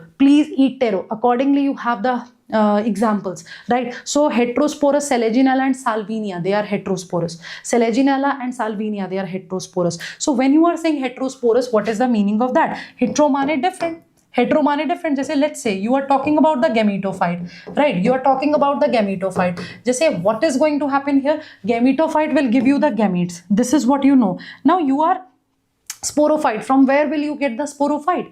Spores are from what will you get from the sporophyte? You will get the spores. If let's say these spores are all same, so when they will germinate, right? When they will germinate, they will form monoecious gametophyte. These spores, they are haploid. Ultimately, they'll grow to form gametophyte only. So if all the spores are same, they will give us monoecious gametophyte, bisexual gametophyte, where male and female sex organs are present on the same, right? They are present on the same gametophyte. But when the spores, they are heterosporous. When the pteridophyte is heterosporous, so you will have microspores and megaspores. Microspores and megaspores, yeah, macrospores. So microspore will form male gametophyte, megaspore will form female gametophyte. These are the things, these are the details that you need to know. Baki bache, here because you have true root, stem and leaves, here you will see that some leaves, right? Some leaves, they'll do what? They are known as sporophyll. Why? Because that leaves, they will start having the structures, right? This is sporangium, spore men, they will bear sporangium, in which spores will form. What is sporangium? The structure in which spores form. Sometimes these sporangium, they are in group, they form the sorus, bache. We use the word sorus. Sometimes they are, just fused, they form the cones, yeah, strobili, right? So that is in the equisetum. So spores are there within the, that sporangium. There are cells that will undergo meiosis. Spores will form, that spores will germinate to form gametophyte. So here when you talk about the gametophyte formation, you will see the structure like this. You use the word prothallus here. So do not get confused with the word protonema and prothallus. Prothallus in the case of pteridophytes, in the case of ferns, and protonema word will be there in the bryophytes. So this is the prothallus, that heart, not truly the heart, but not this shape we say heart it is. So this is the prothallus. So these are the structures, Antheridium and Archegonium, because it is a monoecious one. So that's how the gametes will form. So here gametophyte, it retains the embryonic sporophyte. That's a precursor of seed habit. These are the points that you need to remember. This is equisetum that I'm talking about. Here you discuss the ferns. This is xylotum, right? So I'll share the notes which will clarify everything for you, right? So these are the main or the tricky things from this particular chapter, right? So you know the tricks. For the examples, the most important things from this chapter. Now the gymnosperm part, right? You can just check on this channel. You can put plant kingdom, right? You can just write plant kingdom by Ambika ma'am. You can check the gymnosperm part, because that is also done and dusted, and this is the tricky part only, right? This is the tricky part here. So if you understand the life cycles, trust me, everything is easy, and all the important points I will discuss. I'll share the PDF notes in the Telegram group. So this is all about the chapter today. Okay, right? And again, I'll repeat one thing, bache. Do not forget to like this video and click on the notify me. And today, as I said, I have posted this video for all of you. So this video is a dose of motivation for you. This video will give you an idea that how to study, right? How to revise, how to study, and the routine, what are the things you need to consider in your routine, the important topics, everything you will get here. So this is all about the chapter, right? So next chapter, chemical coordination and integration, hopefully. Okay, let's see. So stay tuned to the channel. Soon you will get my lecture. Okay, so revise it, and after the class, right after the class, I'm going to share this PDF in our official Telegram group, that is Unacademy NEET English. And moreover, students, in the description box of this particular video, you will get the link for my crash course batch. So in that crash course batch, we are revising physiology and genetics, right? So be the part there, join the tests there, and trust me, you'll definitely improve. Okay, so take care. Thank you so much. And if you like the session, do let me know in the comment section. Thank you.